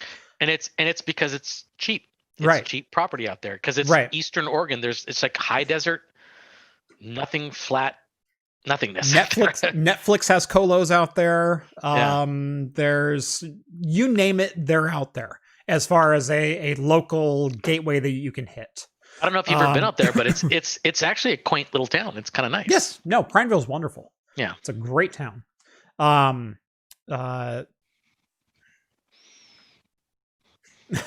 Bob Swan said they'd only use third party if they got preferential treatment, and TSMC said no. And that sounds like TSMC and Intel probably, both. Yeah. That's funny. Intel should sublicense Samsung's 5 nanometer to replace its own 7 nanometer. That would be very interesting as well. But what price would Samsung ask? That's what I want to know. And would Intel be willing to pay? Because remember, Intel for the last 30 years has ran their own fabs.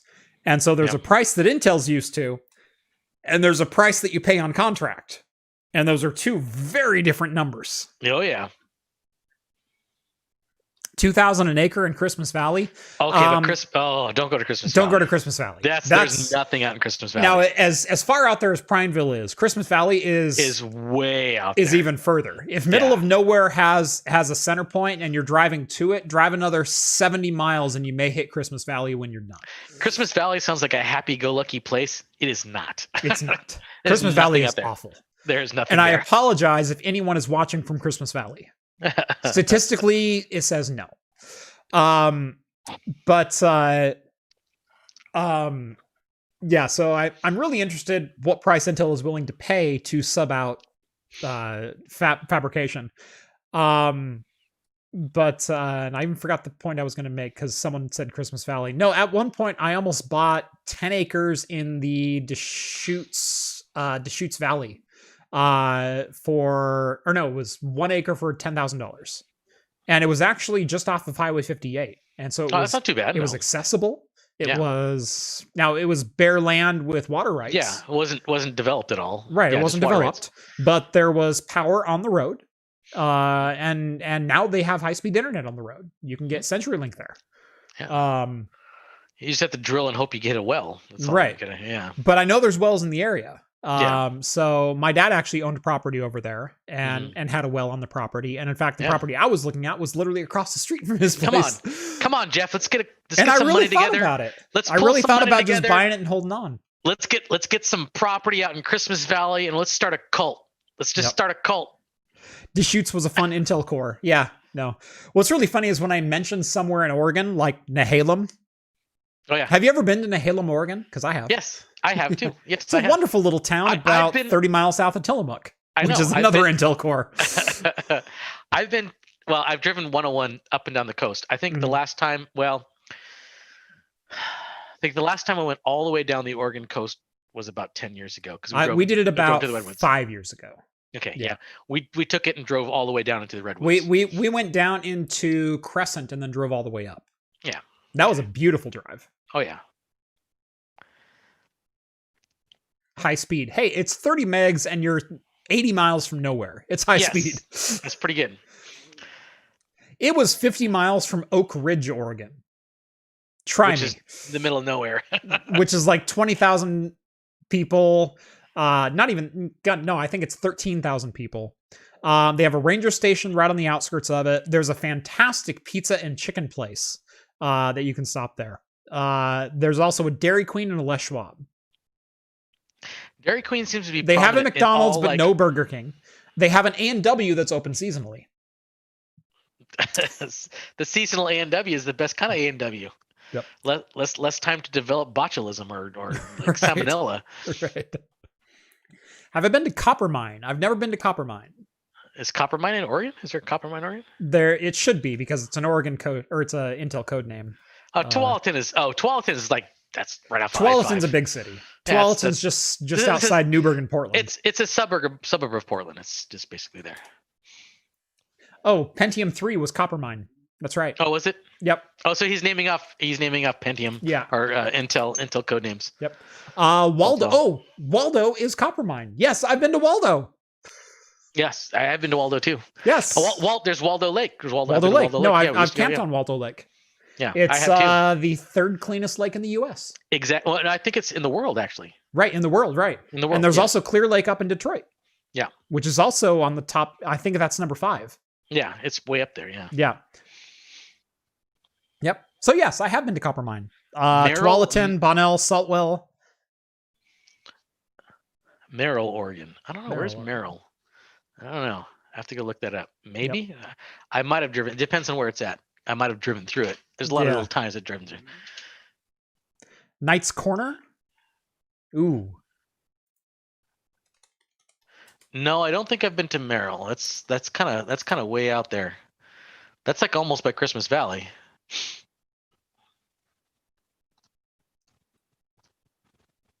There is no Knight's Corner, Oregon. There's a famous person in Oregon by the name of Knight, in Phil Knight of Nike, who's also in Beaverton, Hillsboro. Yeah. And has a number of kettle chips. Oh yeah. Oh, kettle chips are awesome. Yeah. I was thrilled when kettle chips started showing up on planes. Like, oh yes. Yeah. I am home. All right, we got a couple more to get through. Sure. Ian says he doubts the TSMC. I say, well, if Intel stagnates too much, it may happen still. It may be, yeah. It may be their only play, because if they have a long time to ramp up what they didn't do. TSMC publicizes, and it's readily available, who will be utilizing their fabs at what point in time, because they're also a publicly traded company. And so they're answerable to their stockholders. And we knew that AMD was going to be making 7nm processors sometime in April leading up to a July launch. We knew that nVidia was going to be making 7nm processors in August leading up to a October launch. Like, it's all in the cards. And so if all of a sudden Intel shows up as a 7 or 5nm partner, it kind of makes sense. You're gonna know. Yeah, yeah. Like, they would have to outbid AMD or Qualcomm. And that's the thing, is AMD and Qualcomm both are partners of TSMC and pretty much have priority on fab time. Mm-hmm. So yeah, and that's a tall order. So again, we're used to paying our own fab time, which is pennies on the dollar, and then we have to contract with someone else. That's two very different numbers. Differences, yeah, completely different. They're not used to that. This story is a little bit out of left field, but I felt like sharing it because it's just funny. Yeah, I like it.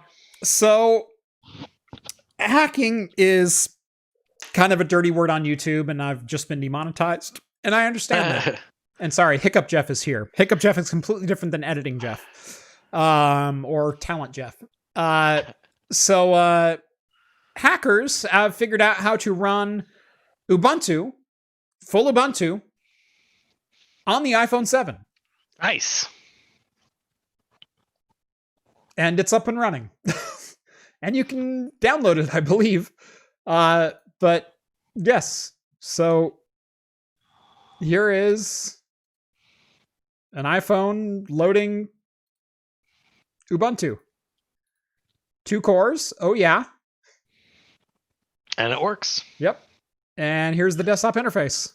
Or no, here's the shell login. Excuse me. So they just have shell up to shell. Yeah, we got shell. We don't have X yet. Well, there's supposed to be some. I don't know. There's an Ubuntu Android, but that's Android though. There was an Ubuntu mobile project for a while. That's since gone by the wayside. Yes. There was also a Firefox mobile project. That's also since gone by the wayside. I'm sure the code's still out there. I'm sure people can still get it. I'm sure.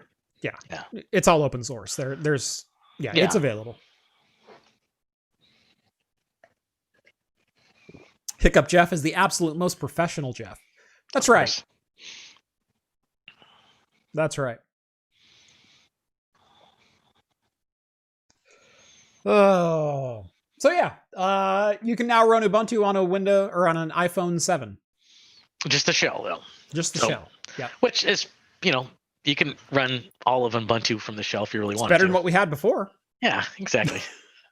Which is true. I just thought it was a fun little nugget.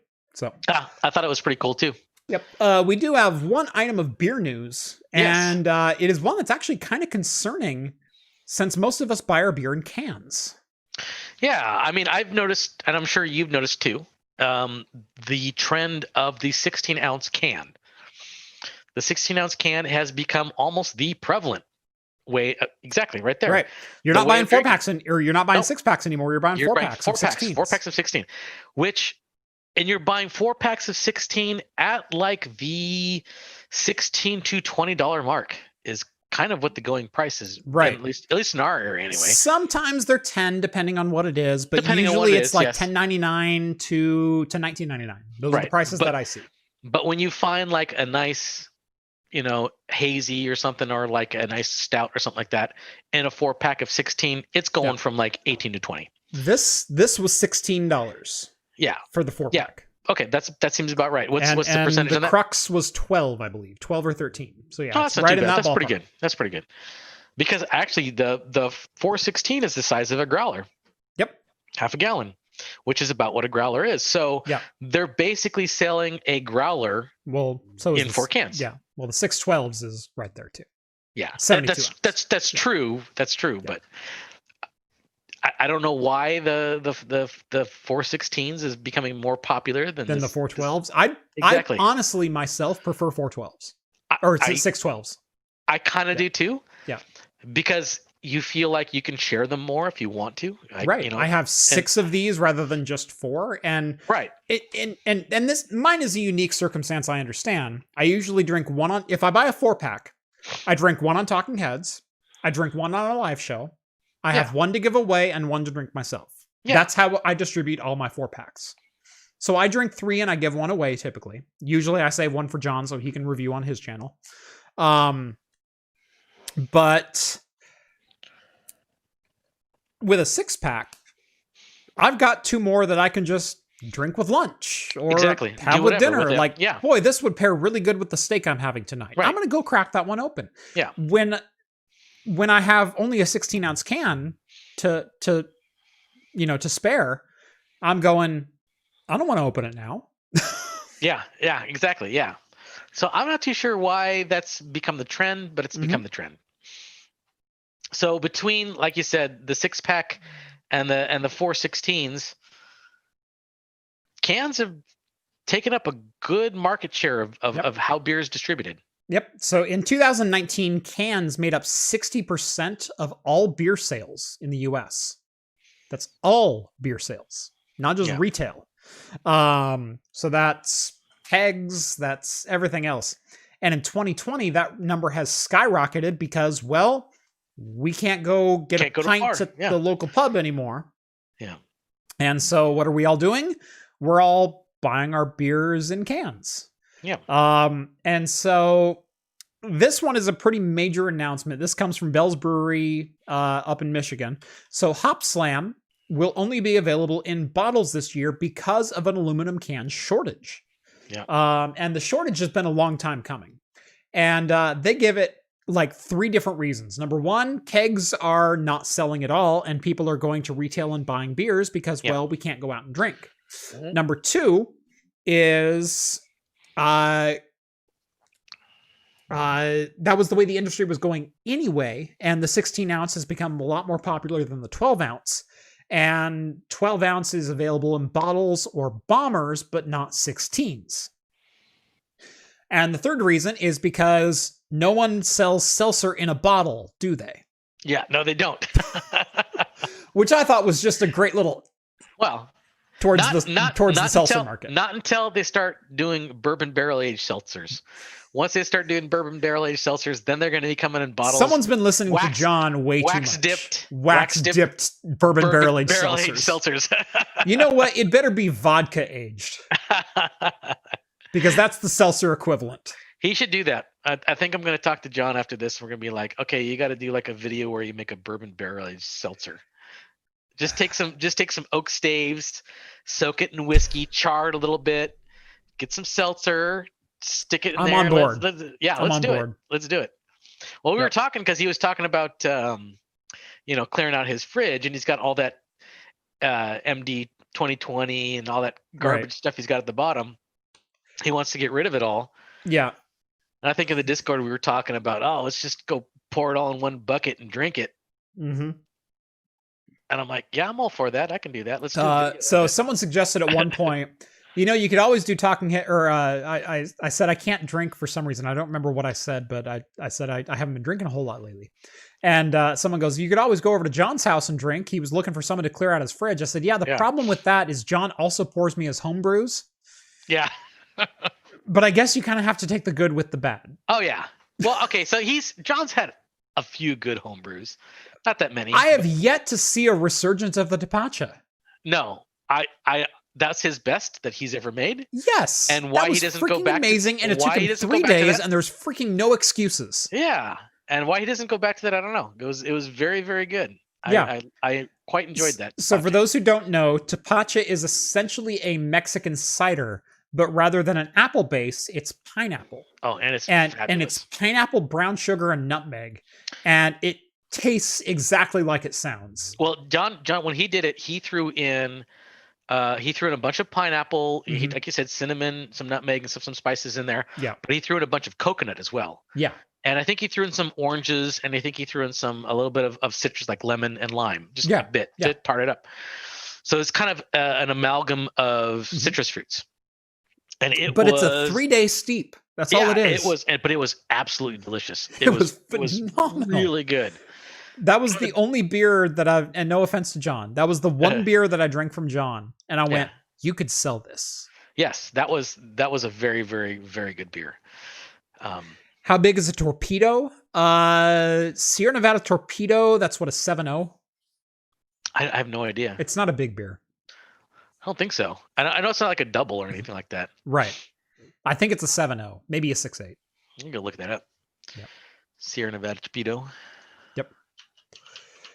But yeah, no, that Tepacha was freaking amazing. And he's never made it again. And no, like, why? Why are you toying with like a 6% stout? Freaking make that Tepacha every single time. Like, if you're making 4 beers, that should be one of them. Right. I know. Well, not only that, every year we do a cider.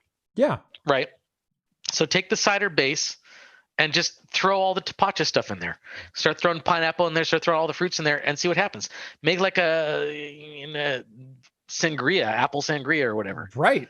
I'm still on board. I'm going to do that. I'm done. I'm just going to do that. You're going to do an I'll do it apple sangria? Yeah. I'm on board. I'm going to take the apple cider. Torpedo 7.2. I was 7.2. Really close. Yeah, 7.2. Yeah.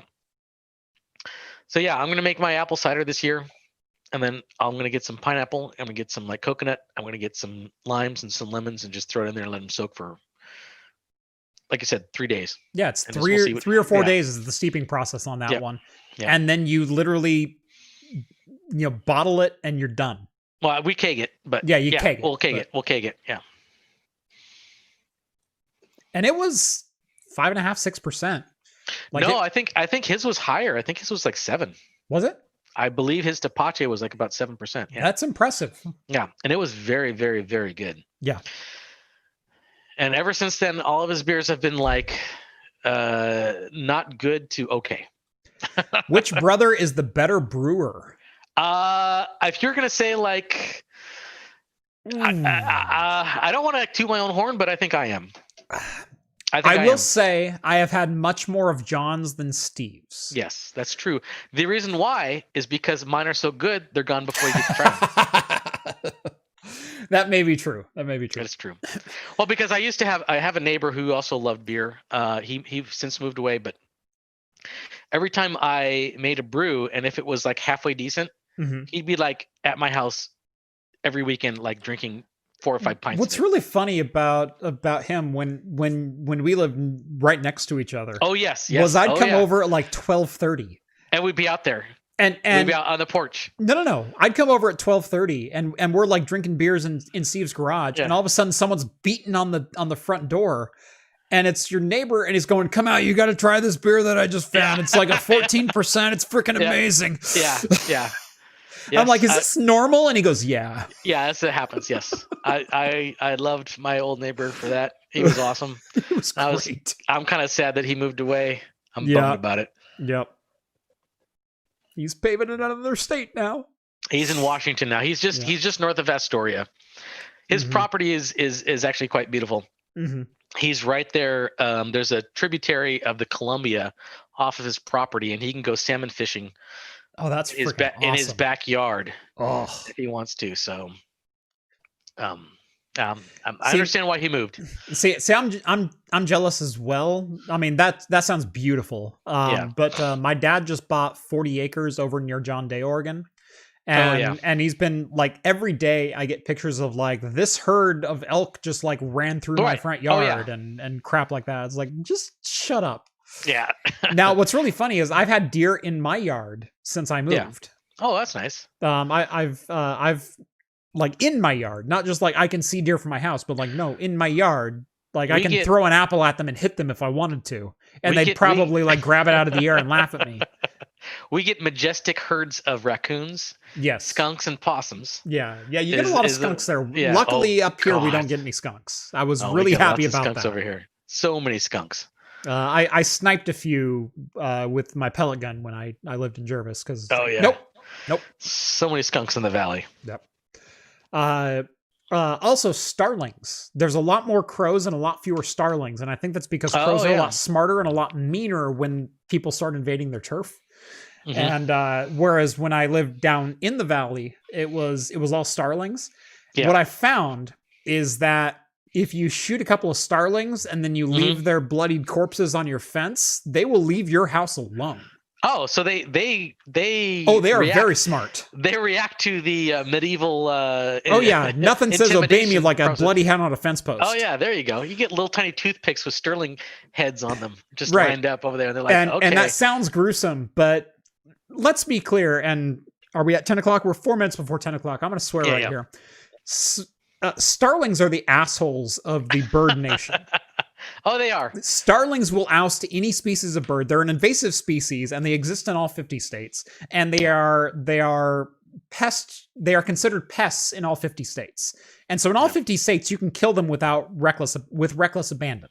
Yeah. And rant alert, not quite. This isn't quite rant worthy. I'm gonna save that button for now. Yeah. But they really are the jerks of the bird world. Yeah. And there's a reason a lot of birds nationwide have died out, and it's because starlings will come in and adopt their nests and kick the hosts out of the nest. Not only that, will break the eggs and kick the eggs out of the nests and adopt those nests. Yeah. And it's like, oh, this is mine now. Yeah. And they did the same thing to doves and blue jays at the house that I was at, that I lived in for the last 10 years. Well, I have a really nice pellet rifle, and it's fairly quiet, but it's a 22 and it packs a punch, and it was dialed in for 40 feet. Yeah. And so every spring I would sit up on my balcony and I'd snipe starlings for like 2 days. And then when I was done, I would put like 2 or 3 of them on the top of the fence and let them sit there. And lo and behold, I never had a starling problem on my property for the rest of the time that I lived there. They would camp out on my neighbor's roof and go, no, you don't freaking want to go there. You went all Game of Thrones on the starling. I did. Yeah, and you know what? It works. It totally works. And I've heard that from quite a few different locations. In fact, Ted's Holdover was one. So he was one of the YouTubers that was kind of banned in the anti-gun exodus, I guess you could say, that YouTube had. And all he was an airgun channel. And I freaking love Ted's Holdover and quite a few other airgun channels because I like airguns. But yeah, if you have a problem with starlings, kill a couple of them, leave their corpses out for a couple of weeks, and you won't have to deal with them for another 3 years. And then rinse and repeat 3 years later. But you're getting a lot of cats rubbing all over your fences. Just be like, what is that smell? Yeah, all of a sudden we have cats. Yeah. But acorn shells do really well with cats. Oh yeah, I didn't know that. We had a garden and we covered it with acorn shells, and they stopped crapping in our garden because they don't like walking on the acorn shells because they're sharp. Acorns and walnuts. Yeah. Yeah. Yep. I have all of the like suburbanite like tricks to keeping stray animals and invasive species off your property. The life hacks to get them all out of there. You didn't know you came here for this content, but here it is. It's there. Well, Every single Talking Heads is a surprise. You never know what you're going to talk about. That's right. How did we get here? Yeah, I don't know. I'm gonna have to go rewind and look at that. Yeah. I'm gonna have to rewatch this episode because this one's had some interesting twists and turns. It just went everywhere. Where to get 20 caliber pellets besides Russia? I don't know about 20s, but 22s. There's a number of companies that make 22s. Yeah, there's plenty of here in the right. United States. In fact, I've been thinking about going 25, going with a PCP lately. Pre-charged pneumatic. Yeah. Right now I have a really nice nitro piston. Gosh, who makes mine? I'd have to go back and look, but I have a really nice nitro piston 2 pellet rifle. That's a 22, and for most pests that we get around here, so yeah, they're small. I don't know that I'd take a raccoon with it, but you'd piss them off, and they might skulk away. But that's about it. I don't like pissing them off. It's either kill it or don't shoot. Yeah. And so if I have a headshot on a raccoon, yeah, it's dead. But you got to be sure it's going to be a headshot.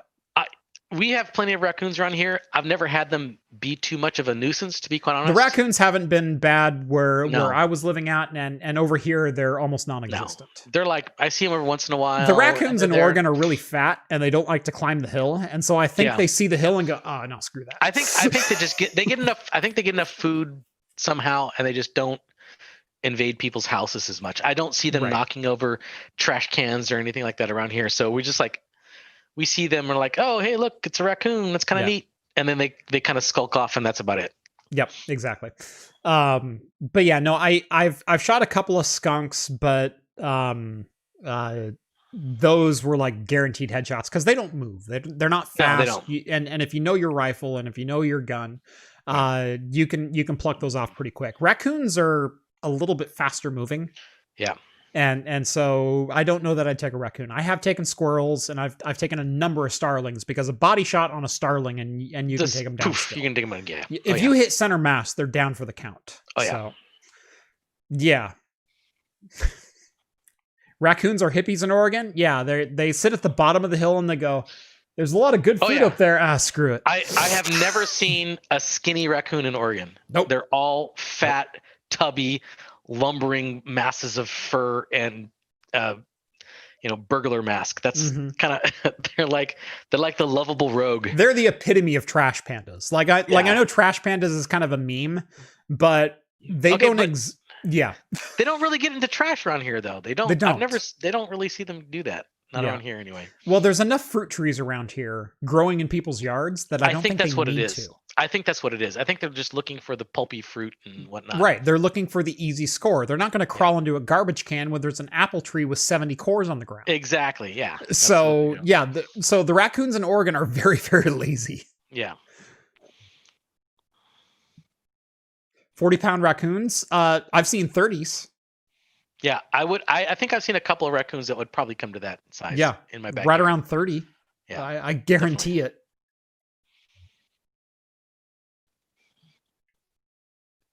Don't kill possums. Truly helpful creatures. Yeah, possums are probably the number one roadkill in Oregon. But yeah, no, they are very, very good for the environment. Yeah, I don't mind possums that much. They don't get in my way. They kill a lot of small vermin and rodents. Vermin, parasites, etc. Yeah. All kinds of, I leave them alone. They're fine. We had a squirrel chase our bulldog here in Vancouver. Yeah, no, the squirrels in Eugene are actually scary. I know you're not from the Eugene area. You didn't spend a lot of time there, but I grew up in the Eugene area, and especially around the U of O campus where they're all like hand-fed. Because there's a bunch of university students going, well, I have some extra sandwich here. Why don't you have some Subway? And so all the squirrels in Eugene are like 12 pounds and pissed off all the time. All the squirrels in Eugene are like, you will give me the nuts. You will give me the sandwich. Yes. Give it to me now. That is mine. Give it to me. I will poop on you. Yeah. No, squirrels have actually like chased people and bitten people, and like they're angry little cusses down at Eugene. I have the rabies. Get away. Yeah, up here they're not so bad, and up here they will dilly around on our trees and whatnot. And I did have to kick one. So we have an entryway which has some fake columns on it, and so they're hollow columns. and I had one like filling it with acorns, so it was like a quarter full of acorns by the time I finally caught the little bastard. Wow. Like he was going to town. Like he was going to be Squirrel Lord once winter hit. The squirrel godfather. Yeah. Yeah. What does this you ask me on the... What does this you ask me on my squirrel daughter's wedding? You want more chestnuts? Something, I don't know. I don't know what the godfather squirrel would say. Why you ask for these filberts? I have the filberts, but... By the way, they're filberts here. Yeah, filberts, yeah. Not well, okay, technically filberts are wild. Yeah. No, wait, I take that back. Filberts are domestic harvested. Domestic hazelnuts are wild. Right. Yeah. Right. Yeah, but no, they're filberts. They're filberts, yeah. I will die on that hill. Yeah. Anyway, it is 10:05. We do have one news blurb to hit. Yeah. And it's an exciting one, and it is that Lucasfilm Games, the recently resurrected Lucasfilm Games, I might add, and Bethesda have jointly announced they are collaborating on a brand new Indiana Jones adventure game. Yes. Oh, they didn't say adventure game. They just said that it's Indiana Jones game. Jones game. Yes. Right. So, because like the first couple of Indiana Jones games were adventure games, but then they started venturing more into like the Tomb Raider-esque style. And I've been a fan of all the Indiana Jones games except for even desktop adventures. No, I didn't like desktop adventures. Sorry, I didn't like that one. I had Yoda Stories. I had Yoda Stories too, and I didn't like Yoda Stories either. I thought that was boring. I was a little bit younger than you, and I played the hell out of Yoda Stories. Okay, desktop adventures. Yeah. Oh wow. Okay, so I played already, the hell out of that thing. I was already working in my own corporate gig when Yoda Stories came out, so that's pretty bad. Okay. See, I was like 13, 14. So yeah, I get that. I was like just in that demographic. Like right now we go like, oh yeah, they're the Minecraft kids. Yeah. I was the Yoda Stories desktop adventure kid. So that was weird because like Minecraft already is transcending multi-generations. Oh yeah. It's kind of crazy how that is. I hosted a Minecraft server in 2010. I know. That's 10 years ago. Right. A video game that transcends like a generation. Those kids have since graduated, and there's new middle schoolers discovering it for the first time. I know, and they love it. It's my daughter is trying to explain Minecraft to me, and it's like, honey, I know. I know, my son too. He loves Minecraft. He tells me all the things about it, and I'm like, wait, yes, I know. There's a third realm? What the hell? I know. Right. Yes. What is the end? Yeah, he knows all about that. He tells me all about that. Yeah, my daughter too.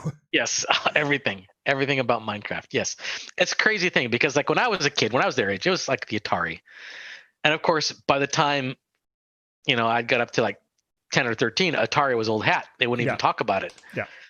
But yeah, there's some kids who they played Minecraft, and 10 years later, they're still playing Minecraft. Those kids are in college now. I know.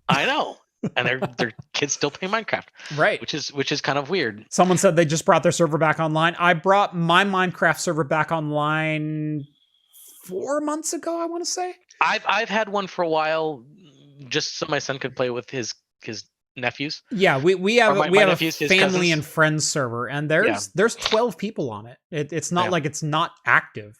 And it's active every day. And in fact, I finally introduced my wife to Minecraft, and she won't get off the yeah. She's worse than my daughter is at times. I know. I mean, it's virtual Legos. So, I mean, I don't mind it so much because it is a very good creative tool, I think. It's not like super obsessive. It has some creative elements to it. So I'm not like super concerned about it. So I built like a moderately sized castle with a basement and like 3 levels of a basement. And like, this is my storeroom, and this is my automatic smelter. And this is like, I went like, for me, what is fairly hardcore, which took me like, 7 or 8 hours of development to figure out. And then I have my brother-in-law who recently graduated college and is currently unemployed thanks to COVID. And so he's built like the Great Wall of China that intersects the continent. Oh my God. And it's like 17 bricks high, and it's all, and when I say brick, I mean brick. Like he he took the cobblestone and smelted it down into brick, and then like it's brick. And it's like, my castle is cobblestone. That's all the effort that I'm going to put into it. God dang it. You're lucky I have a glass, greenhouse. What I typically do is I'll go and I'll find if it's past one level of smelting, it's not worth it. No, I'll find some pixel art. I'll find some like pixel art, and then I'll recreate it in Minecraft. Yeah. So what I did, so you're going to like this. Yeah. So what I did is on the server side of things, we run a Spigot server. And so we do have a couple of mods that either help with moderation or like reversing like the kids got too close to the in-laws, blah, blah, blah. Okay, we'll delete that structure and return it to stock kind of thing. Right. Like that's what I use it for. Yeah. But you can also import schematics into World Edit. Oh, wow. Yeah. And so I imported the Defiant. And so on my continent, I have the Defiant hovering above my castle, and it's freaking amazing. And by the way, it's to scale, like two-person scale with full decks integrated into it and like redstone activation switches and all kinds of crap. It's like, yeah, that's my continent. Stay off. I know we went off the LucasArts thing, but yes, a new Indiana Jones game. It's Bethesda that's doing it, right? Yeah. Bethesda, but it's actually MachineWorks is the developer. Yeah, and MachineWorks is the studio, right? Yes, they're the ones that did the more recent Wolfenstein games. Mm-hmm. So, I mean, yeah, take that what you will. I mean, the first two Wolfenstein games were pretty good. The latest one was like, whatever. But Ian says he played Minecraft for all of 20 minutes at an nVidia RTX briefing. Actually, the RTX version of Minecraft is pretty cool. It's actually pretty great. The problem is you need to have the Windows 10 version, not the Java version, and everyone plays the Java version. Yes, you have to have the Windows 10 version, or else you don't get the cool things. Yeah. Yep. I love that the Java version is so powerful when Microsoft cannot move beyond it. No. Well, there's so many... Because there's so many mods out for it. Right. They've tried so hard to push the Windows 10 version, even giving it away for free if you bought Windows 10. Like, here, have the new version of Minecraft. They want that because that wasn't enough to get people to stop spending $30 on the Java version. No, they want it because they can monetize it. Yeah. They want to monetize it. That's why. Right. Yeah. Well, they paid $2.2 billion for it. Oh, yes, of course. Freaking want to monetize it. Yeah, not just sitting pretty. He doesn't care anymore. Right. He doesn't care. Jeff, you have to do a video showing that. That might be a Patreon exclusive video. I might walk you through the Defiant on Minecraft. There you go. Although that even sounds lackluster for Patreon. My next one was probably going to be a retro computing video. That'd be good. I might break out my Pentium 166 and do a little retro computing on you. So anyway, this has been episode 166 of Talking Heads. Thank you so much for joining us on this Wednesday night, or in podcast form on Anchor.fm, or wherever your favorite podcasts are found. If you like this video, hit like, hit subscribe. Thank you so much for watching. Subscribe over to Hops and Brews as well if you like the beer content on this episode. Link is down in the video description. John and Steve do a lot of stuff over there. If you like the reviews, if you want to find out more about beer, homebrewing, etc., that is definitely the resource I recommend. If you want to join the after party only on the exclusive Discord server, think about joining the Patreon or Floatplane. Links are also both down in the video description. You'll get access to said server, and you can talk to myself, John, Rhett, Steve, all the toast. Why do I always say toast? Toast is good, though. Toast is tasty. It's not even leading into the right syllable. It's all the hosts. Host and toast. All rhymes. The toasts. They rhymes. I can't seem to get away from that. That's my Achilles heel, is every time all the toasts from Talking Heads. Toast from now on. Yeah. I'll be your all the hosts from Talking Heads. John, Rhett, Steve, myself.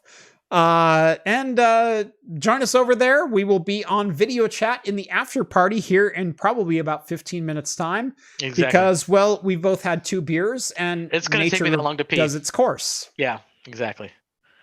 It's going to be a 30-minute pee for me, probably. Yeah, it's pee for 7 minutes, recover for 7 minutes, and then join the after party is kind of what it amounts to. That's exactly what it is. Yet another stroke. It's toast time. Yeah, exactly. Do I suffer a stroke at the end of every Talking Heads? I kind of want to know that. I know it's been like the last 4 running, but I know it goes deeper than that. Yeah. Anyway, thank you all so much for watching this episode of Talking Heads. Join us every Wednesday night at 8 p.m. Pacific time for the latest in beer and tech news, and make sure to subscribe for all the videos in between. And as always, we'll see you next week. See you guys. Cheers all.